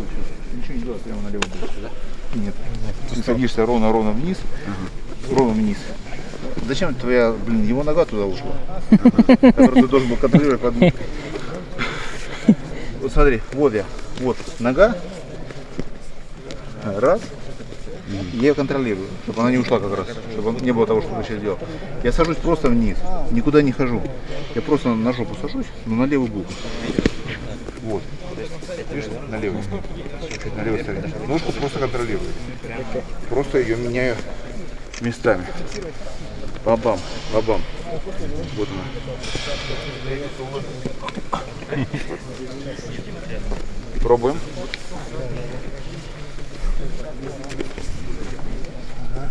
Там, сядь вертикально. Да, да. Выпрям ногу. Ты не выпрямил правую ножку. Сначала расслабь, сядь. Выпрям ногу изо всех сил. Делай прямой абсолютно. Вот. Сейчас у него уже должно быть напряжение. Напряжение должно быть, да. И потом пошел мини. Сейчас его не тянем, ничего. А кто делает? Так, да? Ты делаешь? Ага. Смотри. Бум-бум. Бум-бум. Потом ты свою задницу заносишь вот сюда, на 20 см. Выпрямляешь ногу. Еще. Вот. И потом уже ты будешь отрывать пятку, да. Когда у него нога уже более-менее натянута будет. Сейчас не надо ничего отламывать. Пятка не чувствуется прием. Ты будешь тянуть ему не больно, потом хрусь, и у него порвался мениск. Поэтому пятку мы не... сам сядь вот так, вообще. Нет, сядь, ничего не делай, сядь просто. Вы не трогай, выпрям ногу. Еще. Вот. Вот сейчас только вышел на исходную. Вопрос вот этом, что у тебя должна быть прямая. Чуть-чуть ты ее согнешь и так далее, он сможет сопротивляться, крутиться, дергаться. Полностью выпрямил, еще не важно, что ты там делаешь или не делаешь ногой. Уже все, у него уже начинается финальная стадия такая. Он не может ни дернуться, ни повернуться, ничего. В принципе, правильно, выпрямляй до конца. Смотри, вот эту не надо никуда сильно поджимать, это у него она торчит, и ты просто вот и положил. А эту изо всех сил напряг, да. Потом у тебя есть мениск, который, пяточка, которую ты дернул потом, и все. Сейчас ее дернуть не надо. Вот ты просто вышел, и все. Вышел отлично. У него ноги очень-очень такие... Гибкие? Гибкие, да. Еще в бок, да, пойдет? Не надо. Я вижу уже, что уже все пойдет. Ты просто сильно дернешь пятку, и все. Другой уже постучит раньше, чем он. У него реально просто ноги очень и хорошо изгибаются. Вот, видишь? Под углом. И коленка у него смотрит туда. И, соответственно, здесь мне очень легко по ходу ноги перебрасывать ножки. Бам-бам. Вот. Вот я вышел на нее. Вот это напряженно, которую можно обрубить, сломить и так далее. Вот пошла это. На бочок ложись все время.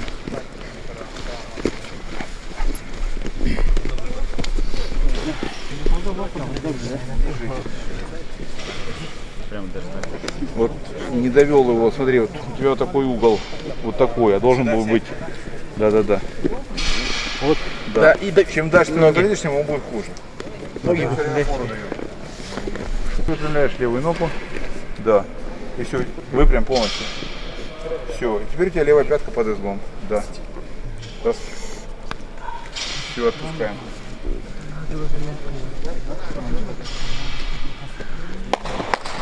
Хорошо. Давайте что-нибудь другое. Руку там не оставляй, она там не должна быть вообще. Рука там именно мешает всегда, если она там остается. Языки можно. Языки. Да что все злые такие языки. Подходите, ребят. Смотрите, Эзекиль делается всегда, когда главное условие, чтобы ваши корпусы были друг напротив друга. Вот здесь я его не сделаю, голова ниже. Если у него будет голова где-то вот там, я его тоже не сделаю вверху. Мне нужно, чтобы моя шея, моя голова и его голова были на одном уровне. Первое. Второе, две моих руки должны быть сверху. Вот. Голова. Держу я его, садись на меня, либо он сидит на мне. В принципе, это уже не сильно важно. Главное, что вот прижаты очень плотно вот эта верхняя часть.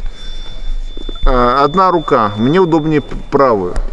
Кладется сюда, засовывается не вот так просто, видите, со щелью, а я вот ее туда в воздух, туда и максимально плотно прижимаю. Прижал. Положил на бицепс. Вот эту чуть пихаю либо бородой, либо скулой, отпихиваю, отталкиваю вот так его голову, приоткрываю его шею. И эту руку через мою шею, я себе за ухо завожу кулак, себе. Не в него. Если только начали в него, все, у вас не получится. Я завожу свой кулак в меня. меня, и уже для него поздно все. Кулаком, да? Соответственно, если это отсюда, он меня держит, я его держу, в принципе, неважно. То же самое отпихнул через мою шею, бам-бам-бам, вот.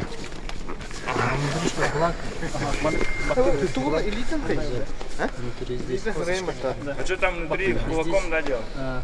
Я вот так сам делаю.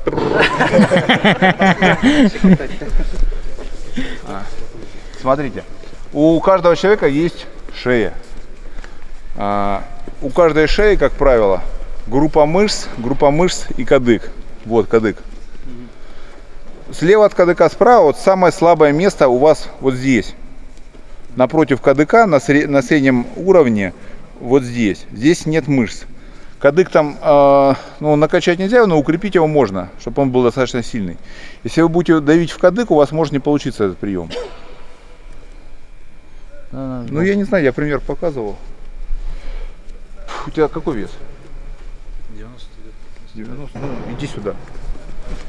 Смотри, ты держишься вот так за него, двумя руками, и наступаешь вот так ногой мне на кадык. Мне, ты. Мне положить как надо? Шею, вот так. Я не шучу, да. Ножки ему туда. Давай, ногу дай. Вот. Поехали. Вставай, полностью вставай. Вставай. Я еще с тобой поговорю секунд 10. Вставай. Вот. Ну, я пример просто показал. Вот у него 90 килограмм, давится на шею, но так у меня борцовская шея, она умеет группироваться и так далее. Кадык может выдержать очень много, больше, чем вот это место. Это место не может выдержать даже 10 килограмм. Я вообще к чему это все показывал, да? Вы туда уж, кто хочет видеть. Поэтому вот эта шея, мы в эту шею на уровне кадыка запускаем вот этим острием кулака, вот этим пальцем, запускаем вот так, рядом с кадыком, не в кадык, не в мышцы. Некоторые еще делают ошибку, расслабляя голову, и делают вот так аж, на свою вторую руку, на плечо, видите, да? И то, что я говорю, некоторые давят в кадык, некоторые давят вот сюда, некоторые куда-то туда опускают, хватают вот так ладошками, неважно, все неправильно. Правильно вот сюда. Так, дайте мне еще что-нибудь шею, иди сюда. У него более информативная шея. Вот. Вот это место мне нужно. Вот, слева-справа от кадыка. Вот кадык и за кадыком. Мы вставляем эту штуку, вот эту острие за кадыком. Видишь, шея аж выдвигается. Но если я начну давить в мышцы, будет не то. Если я начну давить в кадык, будет тоже не то. Если я начну давить в кадык, будет то, что мы сейчас показали с нашим товарищем вот на шее. Это я не выдержу эту штуку, но я секунд 10 выдержу, наверное. А если у него будет там меньше килограмм, и сможет ли каждый засунуть 90 килограмм с помощью кулака мне как бы в кадык? Может, и не каждый сможет эти 90 килограмм засунуть. То есть там очень много нужно. А эта штучка, она находит место, мне достаточно буквально очень-очень мало сюда воздействия, очень мало веса. То, что ты сказал, я давлю сюда ему, моя шея, моя, оп, и теперь его шея.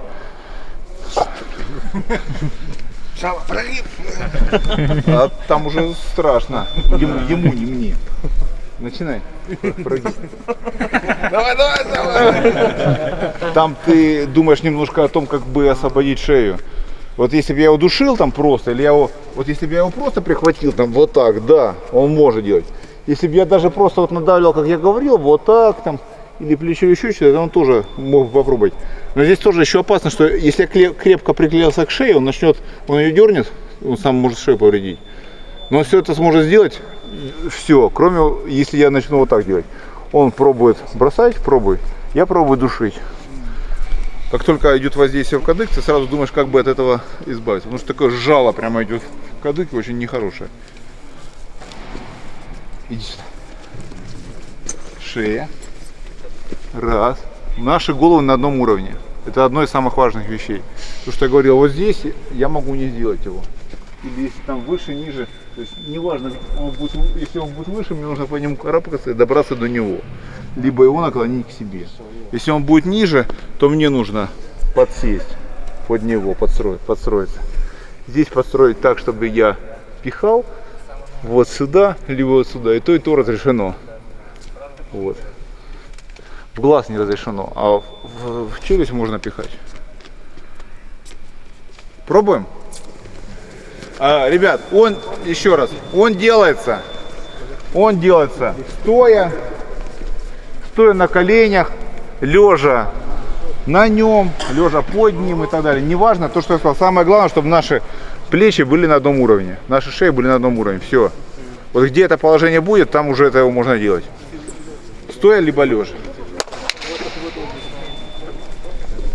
Бородой дави. Локоть чуть вверх, да. И дави, пока не подпустит. Дави, а то он улыбается. Давай, я буду бить по печени, а ты вот... Так, отпускай. Делай.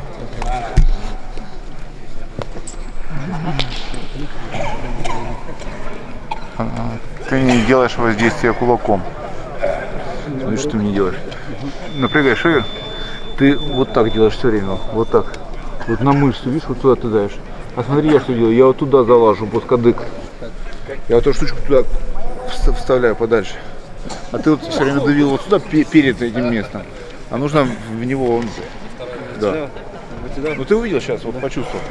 Ты давишь вот туда, ты давишь вот туда. А я давлю вот туда. Он у меня дальше в ангаре проходит.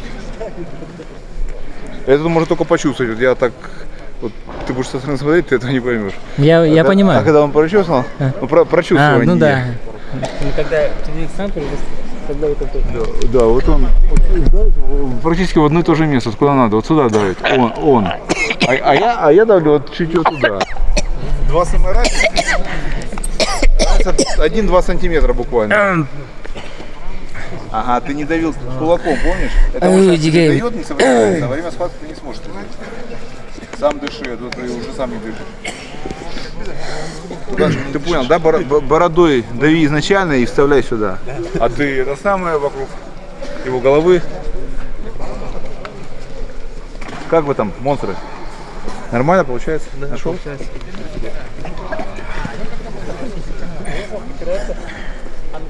Да, локоток повыше чуть-чуть.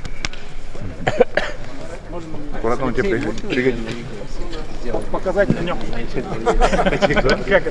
Тут не важно, какой рукой. Левой, правой. В принципе, не важно. Я просто это привык. Вот. Давим на щеку. Ладошка. Вставляем через мою шею, мою. Не в него вставляем, не через меня. Я начинаю аж себя душить, и вот рука медленно сюда проходит. Мои сюда. И все. Он говорит, минуту может терпеть, но пусть потом потянет. Да? Ощущение жестко, да?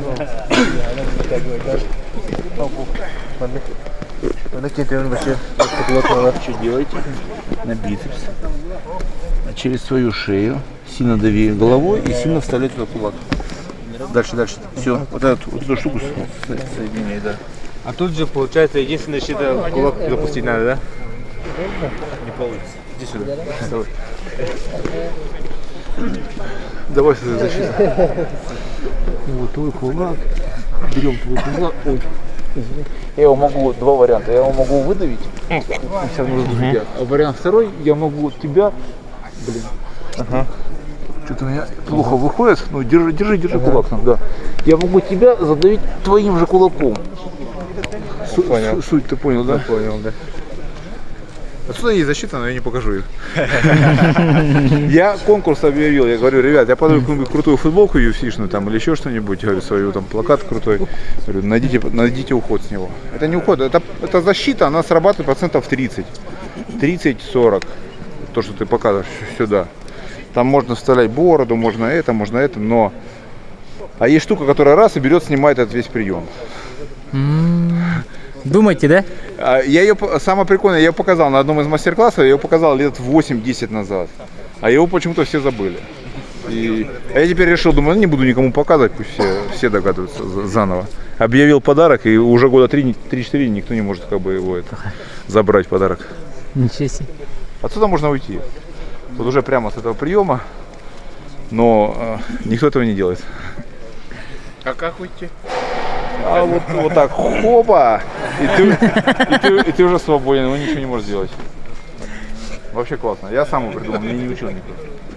Я сам придумал лет 15 делать этот прием, с него уйти нельзя было. Вот у меня хоп-хоп-хоп-хоп и нашел выход. Это я говорю, что я объявил награду за демонстрацию ухода с этого приема. И самое прикольное, что я его показывал. Я его показывал лет 8-10 назад, я на одном из мастер-классов таких показал. Пацаны, чтобы уйти с этого приема, нужно сделать вот так, вот так, вот так. Там 2 движения, и ты уходишь. Причем вот, ну, вообще у любого человека и так далее, и так далее. Его почему-то все забыли, и теперь заново никто не может найти. Вот одна из защит, да, это он показывает, вставлять кулак сюда, но он срабатывает не всегда. То есть, если я правильно буду делать, вот, ты понял, да, он может не получиться, во-первых. А во-вторых, если я правильно буду делать, и хорошо, вставлять кулак. Вот, видишь, ты не можешь ставить кулак. Я настолько плотно к тебе прижимаюсь. И сейчас же мы с тобой деремся, бум, или боремся, или еще что-нибудь, да. То есть тебе не до кулака твоего. И раз, вот, пока ты поиграл, там хоп-хоп, да. То есть тут тоже не всегда срабатывает. Только всего что-то хотел показать, сейчас все забыл. Давайте что-нибудь простого начнем. Ложись. Да. Мы победили мир как руку. Ложись пока. Это я следующий покажу. Ребята, болевой прием на руку. Держи. Если он держит замочек, у нас есть варианты. Я уже не знаю, какие варианты есть. Так, хорошо выхватывает. Смотрите, вариант первый. То есть, если у меня доступна его кисть, я выкручиваю ее кисть, забираю себе ручку и делаю болевой. Если эта кисть, держи, недоступна, вот, я делаю давление на самый конец этой руки, где только возможно, как можно дальше. Вот моя стоит рука. Стоит рука не мягкой частью, где мышцы, а стоит вот костью. Вот здесь мышечная ткань минимальна. Здесь я давлю. Здесь эту руку я проворачиваю. Вот кость идет. Вот его кость идет, видите, да, по черной полоске, например, можно смотреть. Вот моя рука, она плоская и острая. Я относительно его полосы разворачиваю кость, чтобы она стала острой. А здесь я давлю просто на кисть. И получается такая штука нехорошая. И играется на этом самом. Если он не постучит, но он стучит, то кто-то может не постучать, но он хотя бы ослабит вот этот замок, который он держит. Да, он ослабит замок, и я смогу его разорвать и вытащить уже сюда. Держи.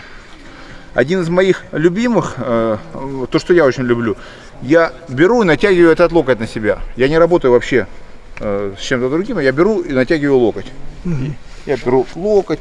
Вот. Ну, он либо стучит, либо у него просто весь, ну там, вот этот, весь его узел, все остальное начинает съезжать. Оно начинает съезжать, и, соответственно, я просто легко забираю эту руку. Держи. Вариант еще. Если у нас ММА, то самое, одна из самых надежных вещей. Вот. Это если ММА. Если не ММА, там джиу-джитсу, еще что-нибудь, да, этого нельзя делать, тогда мы делаем все эти более аккуратные все вещи. Ногу с головы стараемся не убирать, она все время давит на голову. Я здесь могу еще сбивать ногой, ударять сюда пяткой. Бам! Выкручивать. Что-то я еще мог. Сейчас все забыл. Смотрите, ручки. Разорвать руки здесь почти невозможно. Даже если у вас очень хороший разрыв. Ну, тяжело, если в случае. Но вот мы делаем обычно же, да? Хватаем. Либо этой тянем, либо этой тянем.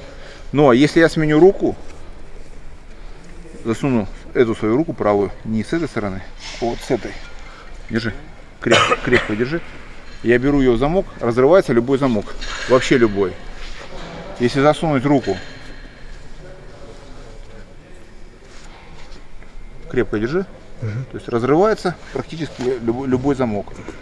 Засунуть просто нужно руку не с ее стороны, а с противоположной. Это менее удобно и так далее, но почему-то получается так, что разорвется практически любой замок. Мы его перехватываем и уже идем, втягиваем, втянули, зажали бедра, выпрямили ножки, на него надавили и сделали болевой сюда.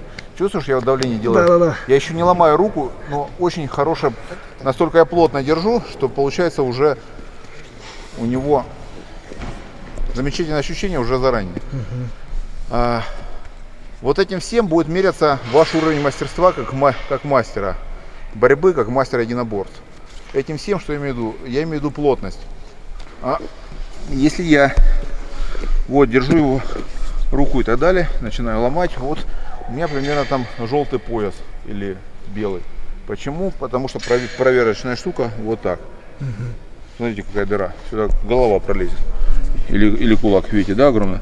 Если сюда кулак уже не пролезет, будет достаточно плотненько и так далее. То есть у меня уже там синий пояс, пурпурный.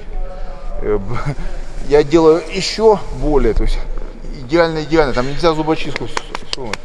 Я тебе еще не делаю прием, ты чувствуешь? Он уже идет. Да, ты чувствуешь, что я не делаю? Да. Но я плечо зажимаю, просто зажимаю. Вот настолько плотно у меня здесь зубочистка не влезет никогда. Мизинец, там еще чего, никогда ничего не влезет. Настолько плотно держу и так далее, и так далее. То есть это как бы есть мастерство. Не создавайте человеку люфтов, дыр и так далее, чем он сможет воспользоваться. И вы будете мастером большего уровня. Нет дыр, нет щелей, нет еще чего-то, вы хороший мастер.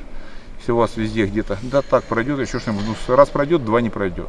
Если вас не устраивает, что вы раз выиграл, второй проиграл, то не делайте так. Хотите все время выигрывать, делайте так, чтобы этого не было. Мы сразу ложимся на спину, сразу даем ручку, замочек, сопротивляемся на 30-40% и все. Сейчас отрабатывает тот человек, который делает болевой, а не тот, кто лишь бы не вырвать. Не надо борьбы. Пробуем.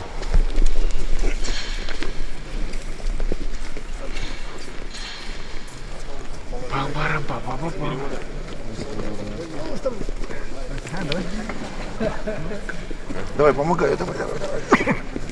Замок собери. Да. Какой идти удобнее? Нет, так? Я вот так защищаюсь, да. Я лет 8 научился так назад, и мне очень нравится. Как только он тянет тебя, чем сильнее он тянет за эту руку, тем он больше помогает тебе поднять. Да. Вот это мне, там мне нравится. Тебе ты поизучай там 2-3 года, поизучай хорошенько. Проверяй его в схватках, какой будет лучше получаться, какой тебе по душе, то и будет твой. Вот лично мне это вот это лучше. Алексей, вот тут смысл. Да, он правильно говорит, передавить этот самый. Именно передавливание. Это вот как там дети балуют. Нет. Дети балуются, отсовывают карандаш там между пальцами, да, и зажимают, будет больно. Здесь то же самое. Мы вставляем между мышцами, да. Чем сильнее ты будешь тянуть к себе, Сейчас. Он говорит, не доходило, говорит. Ну она не опасна, это я балуюсь просто. Это все равно, что, знаете, вот так делать, да. То есть здесь травму очень тяжело причинить, поэтому я могу вот немножко позволить себе побаловаться, потому что это просто перебаливание. Это передавливание мышцы. То есть это не излом, там, если бы я сейчас ломал там. Если бы я ломал локоть, я бы так не баловался, потому что здесь можно дернуть слишком и что-то либо растянуть, либо повредить. А здесь это придавливание, оно очень болевое, но не опасное. Поэтому позволяйте побаловаться. Все, понял.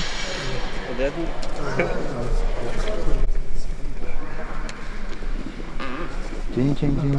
Да. А я буду бить здесь попозже. Нога, которая на голове, она всегда должна давить на голову. Да, к полу, вот так, да, вот так старайся. И весь вес старайся не на вот эту перенести, я вижу, ты на правую что-то валился. Старайся на левую переносить, на ту, которая на голове, на ту ногу. Ноги сразу бери в обычные, груди прижимай, да, подтягивай и поднимай грудь. Я обещал помочь. Сейчас не надо сопротивление, но у вас вес чуть разный, там еще что-то. Физически ты покрепче. Сейчас не нужно сопротивление. Станешь со мной, будешь потом сопротивляться, да. Руку это провернуть надо, вот эту. Туда? Нет, вот эту. Дай. Дай, расслабь. Вот так. Понял, да? Вот я кость подставил под мышцы, да. Понял, да? Подставляешь кость под мышцы. Ты делаешь то же самое? Кость подставляешь. Вот здесь ты мягко подставляешь штуку, подушку, а здесь кость. Вот так под мышцы. Здесь на бицепс. Дай мне эту кисть левую. Вот. Вот это давит вот здесь вниз. Эту вот так держи вертикально, да? Да. Вертикально. Вот так, да. Вот. А здесь посильнее передавай. Вот видишь он? Говорит, классно ты делаешь.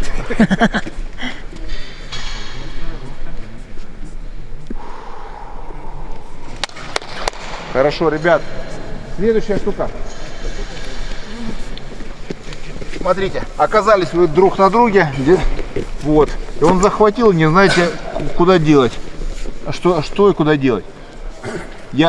Смотрим, да? Грудь на грудь мы лежим. Держи руки в замке.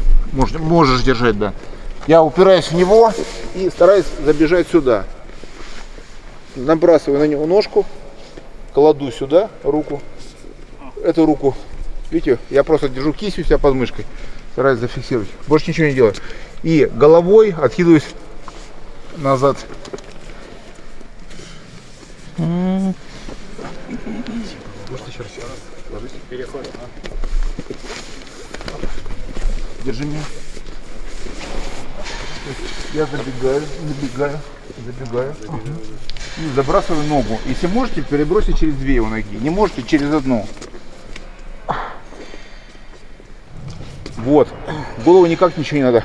Вот плотно сползти и вот оставить, видите, да, руку. Этой рукой придавливаю. Никуда там не накручивать, ничего не надо. Просто придавливать. Кисть его, я ее зафиксировал себя под мышкой. Мне тоже больше ничего не надо. Могу взять еще руку. И здесь не крутить ее, а мне нужно самому дальше прогибаться к полу. Видите, да, головой пошел сюда. Ложись. Ложись ко мне головой.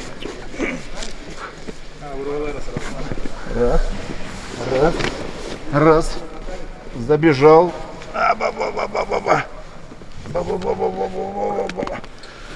Мне когда-то его пацан сделал лет 10 назад. Делать мне больно, страшно. А я не знаю, что это болевой. Я думал, что он просто мне так зажал сильно. И как бы постучать западло на тренировке у самбистов. И я минуты полторы-две терпел. Как-то выкарабкался. Он разуверился, он подумал, что уже не сделает. Я вылез. Но у меня порвалось плечо, 2,5 или 3 года заживало. Отжаться не мог, подтянуться не мог, вообще ничего не мог сделать. Поехали.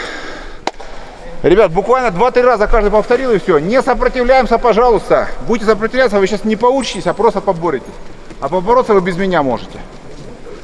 Пробуем. Да. Зажал, положил руку, сам ложишься вниз максимально и прогибайся. Да.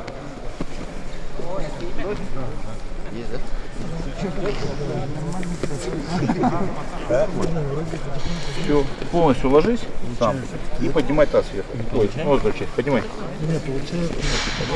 Прогибай, тебе нужно прогнуть на ручку. Давай, чуть расслабь, подожди, на минуту расслабься. Дай. Давай еще раз попробуем. Я теперь бить буду. Ты, в принципе, не знаешь, все правильно, почему не стучить, не знаю. Где-то чуть-чуть не хватает чего-то. Вот реально, можно вот так вот стучать. Мне кажется, он хитрый, он тебя это самое. Раз, правильно. Ручку оставь туда. Это вот так, здесь его держит, здесь ты держишь его, дай, за локоток, вот так, ложишься и поднимай корпус немножко вверх. Да. Правую ногу, да. Теперь ложимся вниз, да. Своим весом оно разорвет его замок. Это все. Ложимся. Все. Эту штуку вверх поднимаем, да. Чуть-чуть корпус вверх. Все, да. Ну или он уже. Корпус вверх, да.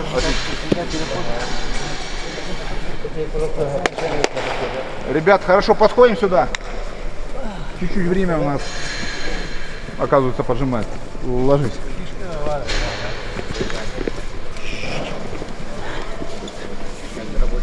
То, что, ребят, вы сказали, там диафрагма прием.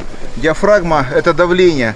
У нас корпус у всех, у вас, садись, идет плоская часть и острая часть. Точно как рука, в принципе. Нам нужно вот углом острой части, острием, надавить вот сюда, ровно под грудь, с вашей стороны.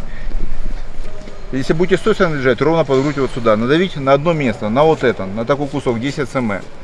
Не надавить на сюда ему на солнечное сплетение, не перекатываться потом на пресс, не давить на грудь, не ломать ему голову, не отрывать. Это вам ничего не нужно. Просто очень сильно нужно надавить на эту часть. При этом слегка вот так задрав его голову. Диафрагма такая мышца, которая находится между всеми внутренними органами, там, кишками и так далее, и легкими. Она сокращается, создает вакуум в легких, вы можете вдыхать. Когда я ее пережимаю, полностью она провисает, и вы не можете втянуть воздух. У вас открыта шея, открыт рот, открыт нос, а вдохнуть не можете.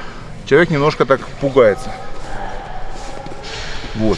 Поэтому мы лежим, голова ваша далеко не убирайте его, вообще никогда не убирайте голову далеко. Ее могут забросить, тянуть, ударить и так далее. Да, если она будет здесь, вы более-менее как бы защищены. Вот.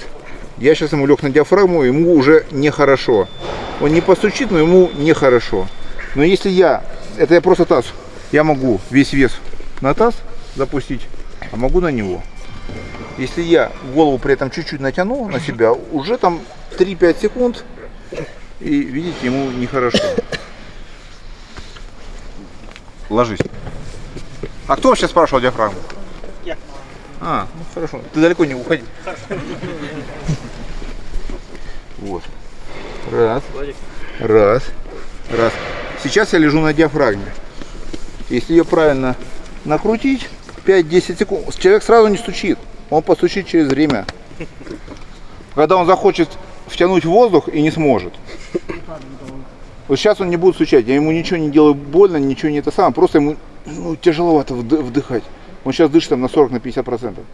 А если я при этом еще и накручу, то он совсем не сможет, просто втянуть воздух не может, и все. Ложись. Ребята, еще есть проблема. Если у вас меньше, чем килограмм 70-75, вы можете его не сделать. Вот диафрагма. Я ее уже знаю, где она находится. Я прижимаюсь к голове и накручиваю просто человека сюда. Можно спросить?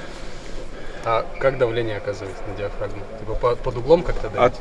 Нет. А видишь, я просто таз отрываю от пола и переношу весь вес сюда. Вот мы лежим обычно, вот мы лежим на локте и на тазу. Чувствуешь, да? Веса нету.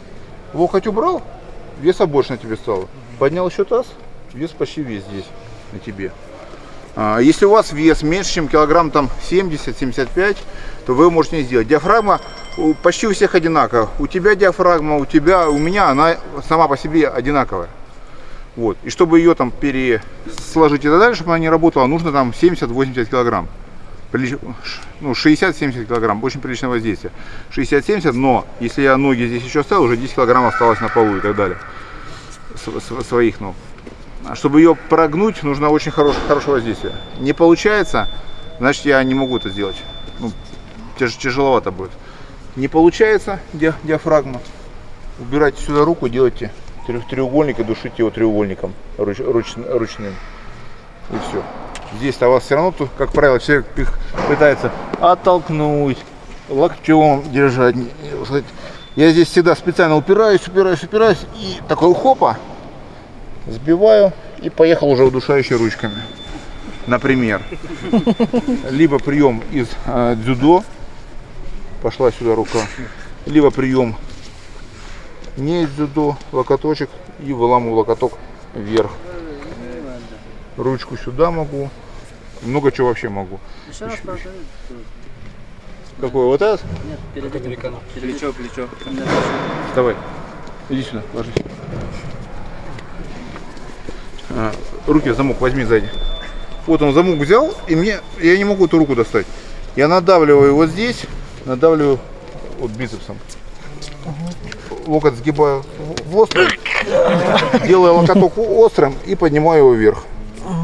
Чтобы он, видите, острый стал. Вот если будет прямая рука, выпрям. Вот такую я не могу захватить руку. Я не могу. Мне для этого нужно вот, видишь, согнул локоток. А здесь уже все, тебе кирдык.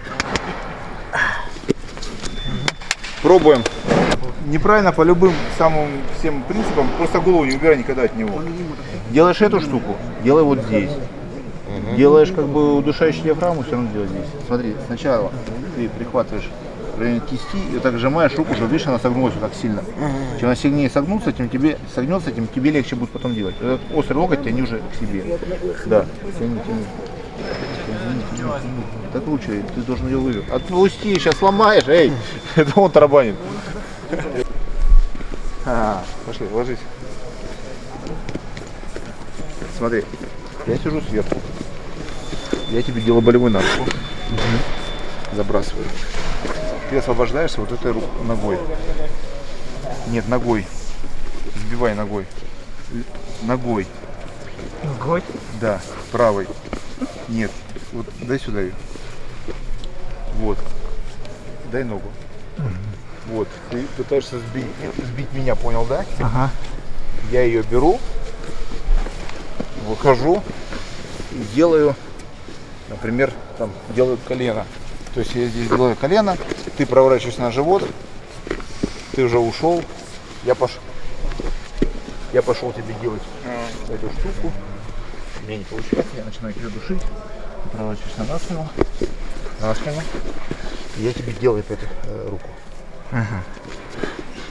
Все собрались? Принцип. Это не техника. Это принцип джиу-джитсу. Вообще с джиу-джитсу, неважно, там бразильского, японского, якутского. Просто принцип джиу-джитсу. Мы делаем какое-либо движение, не руку, какое-либо движение. Начинаем делать это движение. Я его пытаюсь сделать. Он сопротивляется, сбивает меня. Чем он меня сбивает, я на эту штуку перехожу пытаться делать болевой. Он начинает уходить. Хорошо, он уходит. Мы пошли, будем делать свое другое. Он каким-то образом выскальзывает. Нет, мы его будем душить. Да, он тоже там невероятным каким-то усилием прокручивается и опять начинает, вышел на то положение, с которого мы начали. Все, дальше не выходит. И поняли, да, мы оказались опять же на самом первом положении, в котором мы выходили. Сейчас я вам показывал не технику, я показывал принцип. Что с любого положения я могу делать атаку, и в принципе с любого положения второй может уходить. Это как вот этот инь-янь, который, знаете, друг за другом гоняются. Да, выиграет в конечном итоге кто-то, наверное. Кто сильнее там физических, у кого мозги чуть получше, у кого техника получше, там, и так далее, в конечном итоге, да, он должен выиграть. Но принцип понятен. То есть никогда не заканчивается атака для того, чтобы я сделал прием. То есть атака закончится, когда он постучит, либо когда ему сломаю что-нибудь. А у него никогда не заканчивается попытка освободиться, попытка уйти и так далее. Ребята, вопросы по технике? По любым приемам, как уйти с положения, как сделать, чтобы он не ушел и так далее. У нас есть чуть-чуть вопрос времени. Давайте 3-5 минут поотвечаем. Как это ты Со спины взяли, кубок забрали, как эффективнее выйти? Самое простое всегда есть постучать. Ложись. На спину ложись. Опа. Первое, что уберите бороду. То есть, когда вас здесь, вы оказались сзади, не боритесь там с руками чуть-чуть. Первое, уберите бороду. Бороду к плечу. Левому, либо правому. И я всегда стараюсь таз, чтобы мой смещался туда вниз. Сразу, то есть сразу. То есть, чем я буду ниже, тем ему будет хуже делать этот прием. Сейчас я просто показываю разные варианты. То есть мы можем провернуть ручку, сделать сюда. Он начинает там бороться, душить, еще что-нибудь. Мы захватываем руку двумя руками, вытягиваю ее максимально от себя, перевожу ее вот сюда. головой сильно давлю на его руку, не выхожу.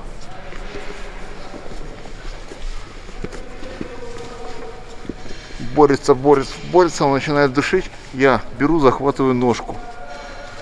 Он борется с шеей, я борюсь с ногой. Я поднимаю ногу вверх. Поднимаю вверх и стараюсь ее себе за голову как бы засунуть. Тот человек, который меня душит, ему очень неудобно, когда его нога идет вверх, очень неудобно меня душить при этом. Неудобно, да, было душить? Ну да. Вот. По сути, в принципе, бороться нужно вам не с этой рукой, а со второй рукой. Когда она будет, если она будет уже в замке и так далее, не боритесь с этой рукой. Вам нужна эта рука. Вам она нужна не просто ее держать, а ее вытащить также туда, как можно сильнее, подальше и так далее. Чем вы сильнее вытащите руку, тем у вас будет слабее здесь замок. После этого замка вам все равно что-то нужно будет делать, все равно уходить. Он держит ногами, нужно ноги рассоединять в любой момент. Борюсь я с руками или не борюсь, но ноги с ногами я уже должен начать бороться тоже. Я борюсь там с руками, а ноги сами по себе тоже начинают уходить, выходить. А это треугольник, корпус. Ну, а что он сделает этим треугольником? Ну, я понял, но меня ни разу не душили им, честно. Не душить, а просто контроль. Да, им хорошо держат, но душить. И еще, я сейчас про удушающее заканчиваю. Он еще душит меня и так далее, еще борется. 2 руки на затылок натягиваю на себя. Это не поможет мне ему ничего сделать, но ему очень неудобно что-то делать мне. Тебе неудобно меня душить? Мне неудобно. Здесь я первое, что должен делать, то же самое, бороться с ногами, освободиться полностью от его ног. Освобождаюсь от ног, затем уже провернусь, соответственно, на бочок и буду уходить. Слушай, треугольник, не буду сейчас треугольник, ничего вспоминать. А как выйти из Кимуры? Выйди, пожалуйста. Кимура. Не выйти из... Иди сюда. Кимура это что? Сюда? Да. Или когда ты на спине? Нет, когда я на вас, вот, допустим... Вот. Давай. Допустим, вот схватил. Я первое, что делаю, я никогда стараюсь не отрывать кисть от пола, мою кисть. Если моя кисть прижата к полу, мне нельзя сделать этот прием. Как только ее оторвут от пола, тогда уже он может... Все, видите, я никогда... А я эту кисть как прибуравил, вот прямо в пол.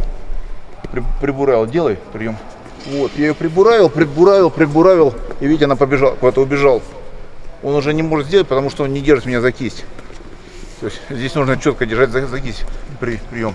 Я либо выпрямляю полностью руку, это все на полу, либо вот как у тебя сейчас убежал просто сюда, под себя.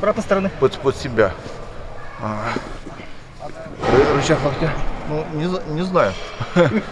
Я стараюсь, чтобы мне его не сделали все-таки. Вот. Вам не сделать его на прямую руку, вам не сделать еще каким-то образом. Вот. Отпускай. С готового приема, уже если вас полностью взяли, здесь только вырываться. То есть либо туда вырываться, либо пытаться держать руку и так далее, и так далее. Я сейчас вспомнил и хотел что сказать. Вопрос в том, что если ваш локоть касается вашего корпуса, вам не сделают прием на руку. Никакой. То есть, где бы здесь у меня там рука не была, если у меня локоть коснется корпуса, мне на руку прием не сделают. Не прямой, естественно, потому что локоть здесь окажется. Не рычаг локтя сюда, если будет, вообще никакой прием не делается, если локоть я дотяну до своего корпуса. Нужно, чтобы локоть мой упирался в мой корпус. Вы когда принцип этот поймете, в любом положении, как только вам куда-то будет руку вытягивать, выдергивать, вы будете раз и сразу ее возвращать к корпусу. Раз, сразу ее к корпусу возвращать. Либо возвращаем руку к корпусу, либо корпус идет у нас к руке. И все, уже прием уже не делается на руку. Никакой прием на руку не делается, если корпус в нее уперся. Еще вопрос? Выход из положения, когда вот так душит. Ух ты, блин. Из этого положения. Я сижу или стою на коленях. Получается, вот нет. Как гильотина? Ага. Ну, выход. Ну, смотри, ты мне его вряд ли сделаешь. Ага. Ну, просто за счет того, что я автоматически уже что-то подделал. То есть я только чувствую, я уже уперся головой, пихаю тебе под мышку и так далее. Я вот руку тебе не даю освободить. Вот дай я вытащу руку. Вот если я вытащу руку, вот я понимаю, что мне кирдык. Вот здесь мне гораздо хуже стало. А вот рука, вот, она вроде ничего не значит, но мне лучше процентов на 30-40. Только начинаешь душить, вот, видишь, я разрываю свои замки рукой. Начинает крутиться, освобождаю шею. Видите, я оттягиваю, я увеличиваю положение для дыхания. И вот за счет этой руки, как бы вам сказать, отпускай. То есть суть в том, что я, видите, освобождаю положение шеи. Я пихаю все время головой, ему под мышку пихаю вверх вот туда. Вот. Он не душит меня. Меня здесь открыто. А если я буду вот здесь стоять, он меня будет душить гораздо лучше. И если моя рука оттягивает этот замок, видите, я оттягиваю за счет руки. Оттягиваю за счет руки. Если этой руки там не будет, дай.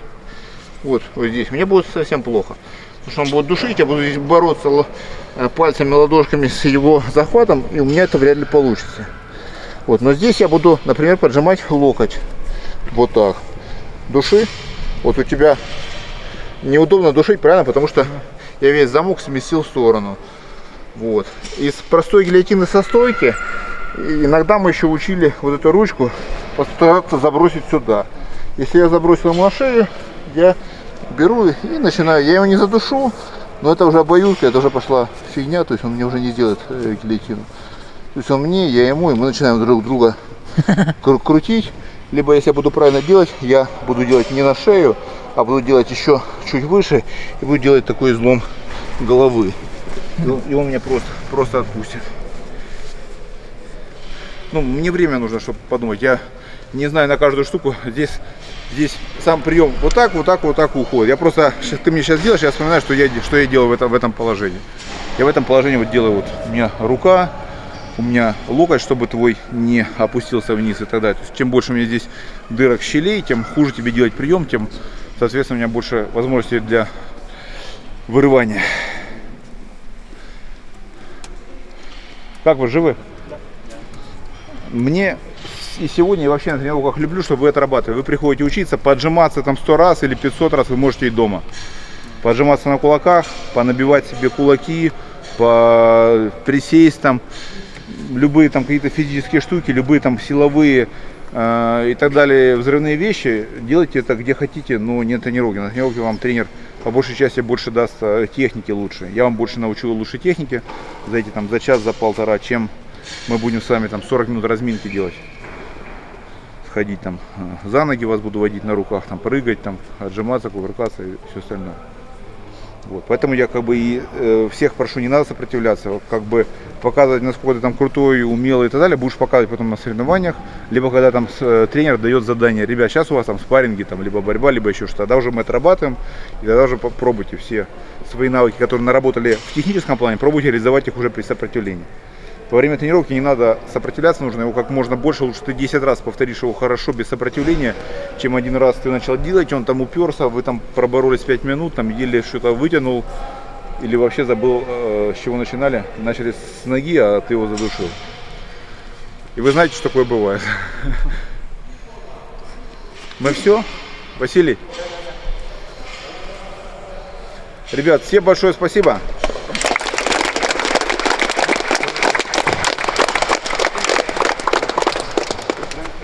Василий, поэтому ему тоже я его благодарю, и что я с вами смог поделиться техникой. Фотографируемся? Хорош. Общее все.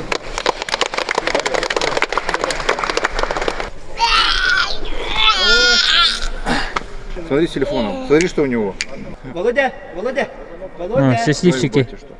Пока не понимают. Потом, повзрослев, расскажут. То, что я его обнимал.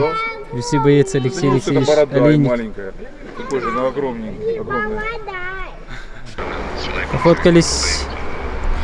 По первому дню все очень нравится.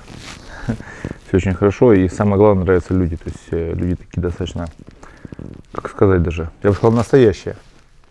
Вот. То, что в принципе, спокойно, нормально, уравновешенные и так далее. С чувством определенного собственного достоинства. И что очень нравится, и всегда мне нравится в любом народе, если это есть у него, с чувством любви к той земле, на которой он живет. Вы с нетерпением ждали пребывания в Якутске? Это же у вас первый визит, получается? Ну да, наверное. Мы и с супругой говорили и так далее. То есть мы так далеко, наверное, по России очень-очень нечасто заезжаем. То есть это один из таких самых дальних наших полетов, поездок. Поэтому, да, действительно, в принципе, было интересно и ждали. Соответственно, как только появилась возможность, сразу к вам постарались приехать. Как это получилось? Как это все, ну, Вася, как это все это?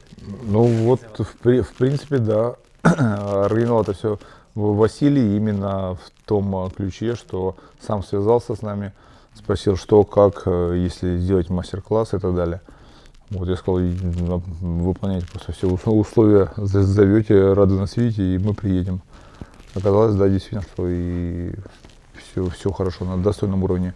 Мы встречены, вот, поселены и так далее. Ребята очень понравились сегодня на мастер-классе, которые, в принципе, было понимание, хотение, желание и так далее. Не было каких-то там тех ребят, которым этого не нужно.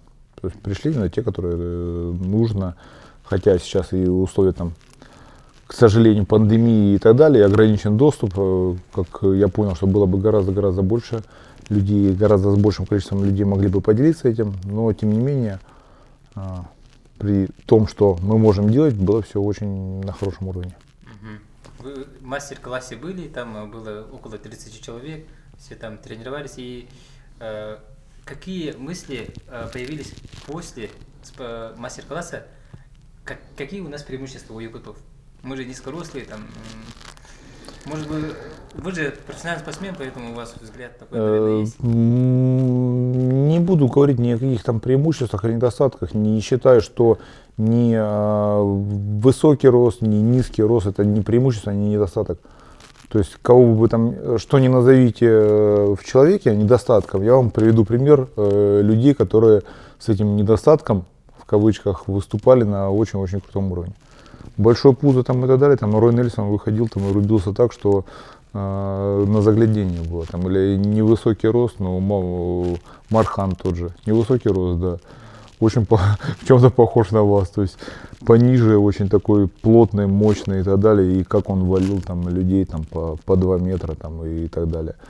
Вот, поэтому нельзя говорить там, что что-то является там недостатком. Основная вещь или преимущество, основная вещь это все равно вот здесь, то, что здесь. А сегодня были такие ребята, у которых вот здесь очень многое, но такое хорошее, правильное, сильное. Это характер, сердце, там, интеллект, это то, что позволит любому человеку дойти до высшего уровня в любом промоушене, не зависит ни от того. Естественно, то, что мы сказали, там, ни от цвета кожи, ни от нации, ни от роста, веса, там, твоих там, каких-то физических данных не имеют здесь значения. Всегда имеют какие-то внутренние, интеллектуально, морально, психологически там, и так далее. Как мы говорим, что любой там супер-пупер талантливый боец, он всегда в конечном итоге проиграет и уступит большому-большому пахарю. Может не такому там талантливому, может не так у него все там легко и быстро все получается, но если он будет пахать непрерывно и много-много сил вкладывать, он переработает своим трудом любой талант. А благодаря какому характеру вы, ну, можно сказать, успешный, да, UFC боец? Ну, вопрос я не совсем понял. Благодаря какому характеру? Как раз благодаря своему характеру. Вот. Не, ну характер это... Качество, я переформулирую. Ну, я не люблю сдаваться, вот, не хочется, и даже когда там плохо, тяжело, больно и так далее, ну, нужно потерпеть. Вот. Тяжело тебе, то, что я говорю, потерпи. Там, устал бежать, потерпи, еще чуть пробеги, больше, чем все. Все добежали вот до сюда, вот видишь, цифра там 10, добеги до цифры 10,5 или до 11. Все отжались по 70, зажми 75. Все там сделали что-то, там 40 чего-то, сделай 45. Когда ты будешь, все проработали там 2 часа в зале, проработай 2 часа 20 минут. Когда ты будешь перерабатывать других, тогда ты будешь лучше их. Когда ты будешь делать столько же, сколько они, в принципе, ты будешь такой же, как он. Тренер всех построил, ребят, все отжались 100 раз, все там покачали пресс 100 раз, молодцы. Все 10 раз сделали там болевой на руку, отработали, все сделали. Все, теперь заминка, растяжка, все свободны. То есть, у вас сколько в группе? 20 человек или 100 человек или 10 тысяч человек? Ты один из 10 тысяч. Когда ты сделал больше, чем они все, либо там таких 2-3 человека будет, которые будут перерабатывать, вот они и станут как бы лучшими. Поэтому, в принципе, есть норма, она хороша. И хочешь быть в норме, делай норму. Если хочешь быть выдающимся, то тебе придется делать больше, чем норма. А это, как правило, вот именно то, что мы говорили, характер, во-первых, а во-вторых, это будет, в чем-то неприятно в процессе выполнения. Неприятно отжиматься, потеть, неприятно себя там испытывать, свою волю, свой характер и так далее. Да. Хочется сдаться, хочется не делать, хочется там пойти полежать, хочется вот сейчас закончить, хочется там прекратить это насилие над своим телом, но ты его берешь, продолжаешь и продолжаешь. Что для тебя UFC? На данный момент это организация, в которой я дерусь. Мне, в принципе, приятно осознавать, что это лучшая организация в мире. Она самая богатая организация в мире, она самая большая в мире. Она еще какая-то самая-самая-самая в мире. Она одна из самых первых в мире. Вот. Она самая известная в мире. Вот. Самая-самая-самая. Но на данный момент для меня все ММА это работа. Последние уже лет 7-10. То есть я пришел в UFC, да, за именем, потому что я уже примеры приводил. Я в России на тот момент получал больше гонорары, чем те гонорары, когда я пришел в UFC. Вот. Но тем не менее я пошел туда для того, чтобы поработать над этим, над своим именем и так далее. Вот. Я поработал. Для меня уже несколько лет последних это работа. Моя просто тяжелая, определенная работа, в которой я хорошо разбираюсь, я ее хорошо знаю. Я ее делаю. Если мне за эту работу будут в «Газпроме» платить 10 тысяч рублей, это же сам «Газпром», или мне будут в чем-то там Благовещенск, нефть, там, газ, еще что-нибудь будут платить 18 тысяч, извините, я пойду в Благовещенск, нефти, там, газ какой-то. Почему? Да потому что там платят там, в 1,5-2 раза больше. И не важно, что там очень крутое имя. И, в принципе, сейчас это у меня так. Например, если мне сейчас будут платить больше в другом месте, я пойду в другое место. Если мне не будут платить больше, я останусь в UFC. То есть это касательно работы. Я себя отлично чувствую. Но, естественно, я смогу уйти из UFC, когда у меня закончится контракт. По контракту я еще не все бои доработал, додрался. То есть у меня еще, не помню, по-моему, 2 боя и так далее. То есть планируем в этом году еще подраться еще раз. Когда это будет октябрь-ноябрь, примерно это октябрь-ноябрь, думаем. Но зависит, опять же, и от UFC в том числе, когда у них будет турнир, и будут ли бойцы готовы, свободны и так далее. Потому что иногда их нет. Вы сейчас приехали с семьей в Америку, и это помогает ли совершенствоваться еще дальше? И почему? Почему вы приехали? Я не переехал в Америку, я там работаю. Вот еще такой вопрос.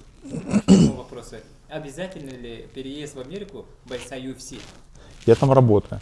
Переезд не обязательный, можно работать и в другом месте, но, в принципе, работа это состоит из многих факторов, психологически и так далее, физически, чтобы мне было легко и свободно. То есть я без пробок, без всяких проблем доехал до зала, чтобы я до зала не ехал час-два, потом час-два обратно, чтобы не было каких-то проблем там на улице, еще где-то еще не валил снег, не было какой-то постоянных аварий, как я сказал, там пробок, каких-то там подрезаний на дорогах и так далее. То есть, вот, я доезжаю до зала за 5 минут, у меня в жизни никогда не было ни одной пробки, потому что там их не бывает, там где я сейчас тренируюсь. У нас никто никогда никого не подрезает там на дороге, я доезжаю абсолютно комфортно, спокойно, не думая ни о чем, никакой дороге, я думаю только о зале. Я приезжаю в зал, у меня там 40, 50, 60 бойцов Bellator и UFC. Вот представьте зал, в котором 40 бойцов UFC.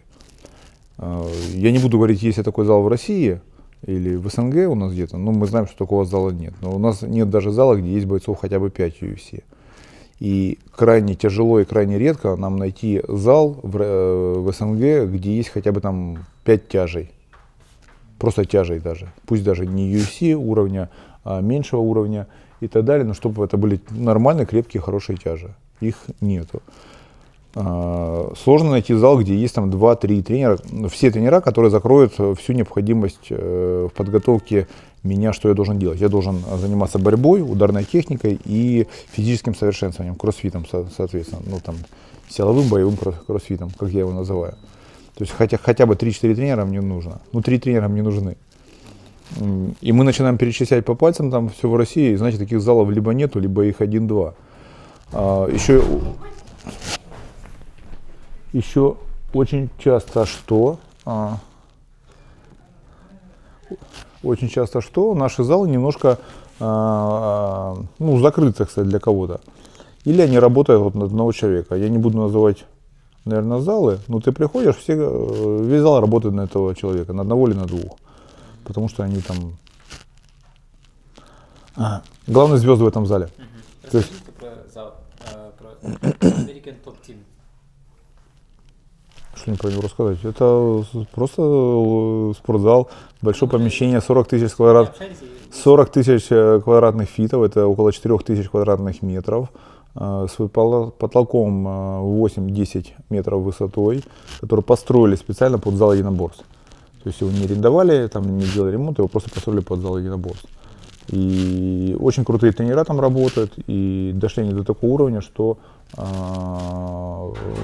со всего мира люди стремятся попасть в этот зал. Занимаются одни из лучших бойцов, там несколько чемпионов UFC в нем занимается практически ежедневно, или претендентов. Там, к примеру, назвать по именам этих чемпионов? Ну, если там 50-70 человек, мне тяжело их назвать всех, это да. Не, ну тот же Дастин Порье, там, он из этого зала, из нашего, он все время занимается. Это обычный боец у нас. Тот же Хорхе Масвидаль с нашего зала. Аманда Нунес из этого зала. Джоанна Гжечик, которая была множество раз там защищала свой титул, там была чемпионка и так далее, она из этого зала. И многие другие ребята там, такие как там и Дос Сантос, который там чемпионом был только, на короткие промежутки времени, но был, то есть имя очень известное, да, у нашего парня. Вот. И множество других ребят, они все из этого зала. И приезжают ребята, там и Петр Ян тренируется в нашем зале, и многие другие. Они тоже занимаются здесь. Сегодня вы рассказывали, что вы тренируете ребят, и тяжело ли совмещать свою тренировку и тренировать своих? Очень тяжело, потому что ты и психическую энергию очень-очень много расходуешь. Ты ее расходуешь на тренировке. То есть отдаешь ребятам ее, делишься, там, убеждаешь, мотивируешь, заряжаешь, горишь этим все. И после этого бывает, что ты там такой, как лимон выжатый и так далее, тебе тяжело уже собраться на себя, там, сконцентрироваться, там, собраться на эту тренировку и отработать ее там, на все 100%. Вот. Как я приводил пример, да, когда я тренирую ребят, у них все очень хорошо начинает получаться, то есть они достигают результатов, там, высот и так далее, но мои личные спортивные данные, они падают. То есть, просто я отдаю им, я им отдаю энергию, силы там, и все отдаю им, да. То есть я расту как тренер, там растет, там, может быть, мое там имя, что-то, но все, что связано с тем, что я тренер. А с тем, что я боец, как бы все затормаживается, либо по чуть-чуть опускается вниз. Можно ли утвердить, что вы в будущем будете тренировать? Не знаю, мне на данный момент мне не хочется. И предложений нет. Я устал, знаете, я очень много у нас что делал у нас в стране. Я нахожу спортзал, какое-нибудь помещение, я за свои деньги его арендую, я за свои деньги покупаю там маты, клетки, ковры, все остальное, я его весь оборудую. Как правило, я прекрасно тренирую там 2-3 года, 4 в нем. И что-то... У нас нет таких бизнесов, которые в арендованном помещении находятся там десятилетия. Вот просто нет. У нас, к сожалению, извините, но у нас такая вот обстановка на коммерческом рынке, что каждые пару лет у тебя какая-нибудь штука там. Катастрофическое повышение арендной платы, там, что-то там меняется.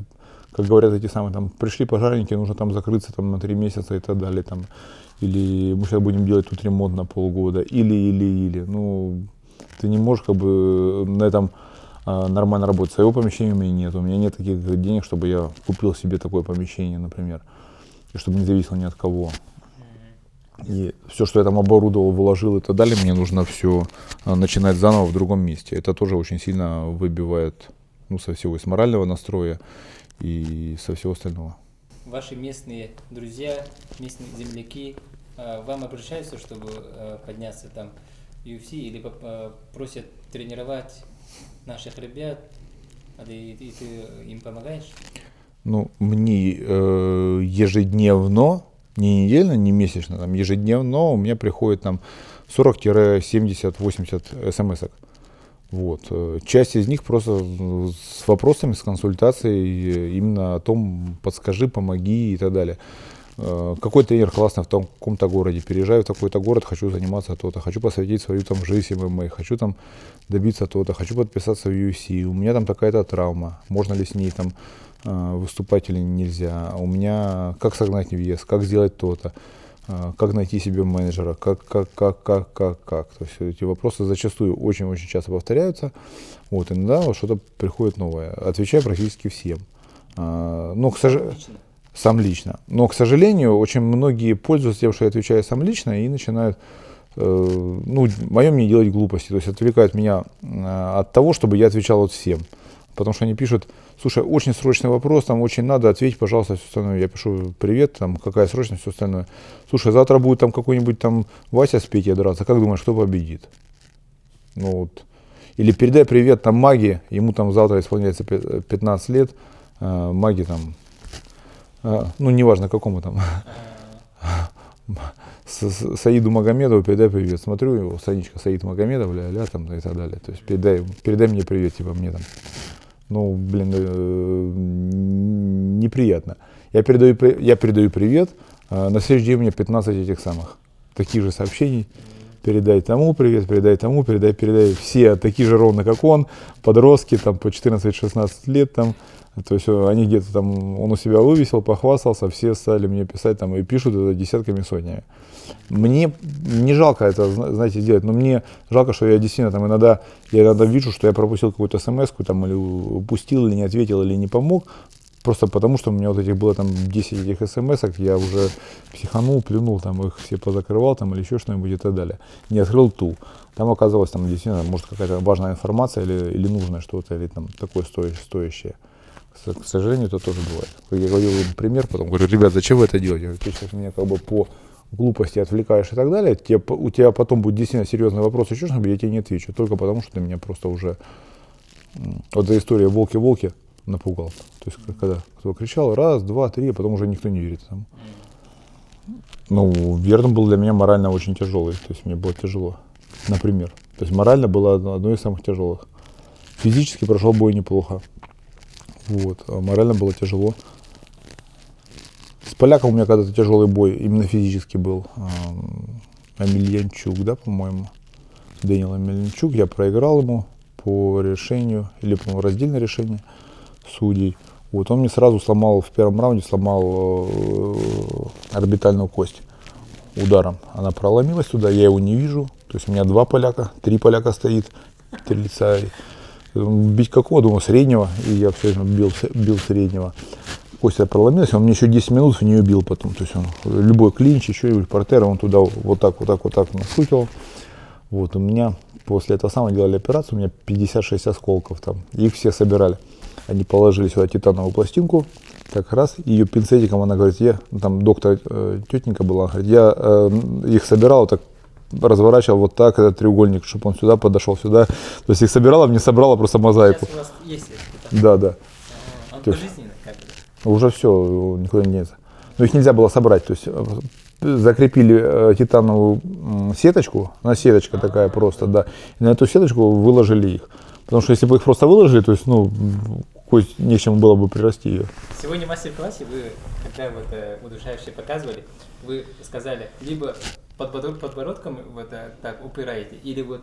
Да. Скулы. Вот ваши скулы, наверное, помогают, да? Нет, Они стали? нет, это не влияет на эту штуку точно. Я не думаю, что они стали крепче или там слабее. Я думаю, надеюсь, что они такие же. Опаснее всего было только со зрением. То есть именно во время боя, в процессе, вот эти кости, то есть я их вот так чувствовал, прямо вот сюда торчали. То есть я их пальцем беру, они острые торчат в глаз. А так все было нормально. Коротко о вашем хобби. Что любите делать в свободное время? Спать. Это, наверное, любит любой родитель, у которого есть несколько детей. У вас 5. Надо спросить у Василия. Вот. Хотя если... Вот. Но у нас нет няней, там у нас нет бабушек, тетушек и так далее. То есть мы только вдвоем с женой, и мы вот с ней все 15 лет, все сами, всю жизнь, так сказать, нашу совместно. Ну, старшие уже взрослые, наверное, за маленькими смотрят, да? Она уже не живет, старшая дочь с нами. Она сейчас уже сама живет. Мы даже в чем-то рады. То есть у нее есть свое жилье сейчас, у нее есть своя машина. Она работает, она учится в колледже, ей 20 лет, она зарабатывает, у нее, в принципе, все хватает. Еще и нам помогает иногда. Не финансово, а помогает нам с детьми быть и так далее. Вот, да. Иногда. Там, если нам надо, раз в месяц, там 2-3 дня может побыть. А в данный момент дети у кого остались? В данный момент дети сами. 3 детей сейчас сами. 11, 9 и 7 лет. Вот. Мы уехали. Утром приезжает дочь в 7:30. Она их будет, она их кормит и разводит их по школам. Она едет потом она приезжает в 2 часа дня на свой рабочий перерыв на работе. Она приезжает на полчасика, она их быстро собирает, всех оставляет дома. Говорит, еда вот там, все, и уезжает. Они сами кушают ля-ля и сидят до вечера, до 8, до 9. Вечером она приезжает, их, все, ребят, всем спать, все проверила, все нормально, закрыла дверь и уехала. Все, 3 детей живут. Ну, хоть я как бы и боец, и там всю жизнь провел в спорте и так далее,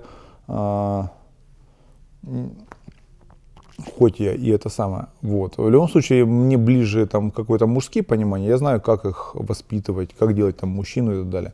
Я желаю, чтобы мужчины ваши были мужчинами. Сильными, достойными, с какими-то своими целями определенными, и ставили перед собой цели чуть выше, чем они сейчас могут сделать каждый раз, и старались стремиться для того, чтобы они стали лучше. И то, что я сказал, что хоть я и спортсмен и так далее, я не рекомендую там, или не говорю, и нет у меня такого желания всем желать, будьте там супер там, сильными, там, нокаутерами, борцами и так далее. Зачем? Вы должны быть просто мужчиной. То есть мужчина может быть и доктором, мужчина может быть там, водителем, мужчина может быть там, директором любой компании, там, кем угодно, хоть лес валить, хоть там рыбу ловить и так далее. Но главное, будь мужчиной, чтобы ты держал слово, чтобы ты был честный, крепкий, физически сильный там, и так далее. То есть, а для этого тебе определенный набор навыков и так далее нужно выполнять в жизни, чтобы быть в том числе и честным, и достойным и так далее. То есть просто желаю быть достойными, сильными, честными, ставить цели перед собой, достигать их, выполнять, беречь своих родных, близких. У вас было все хорошо. Всего хорошего.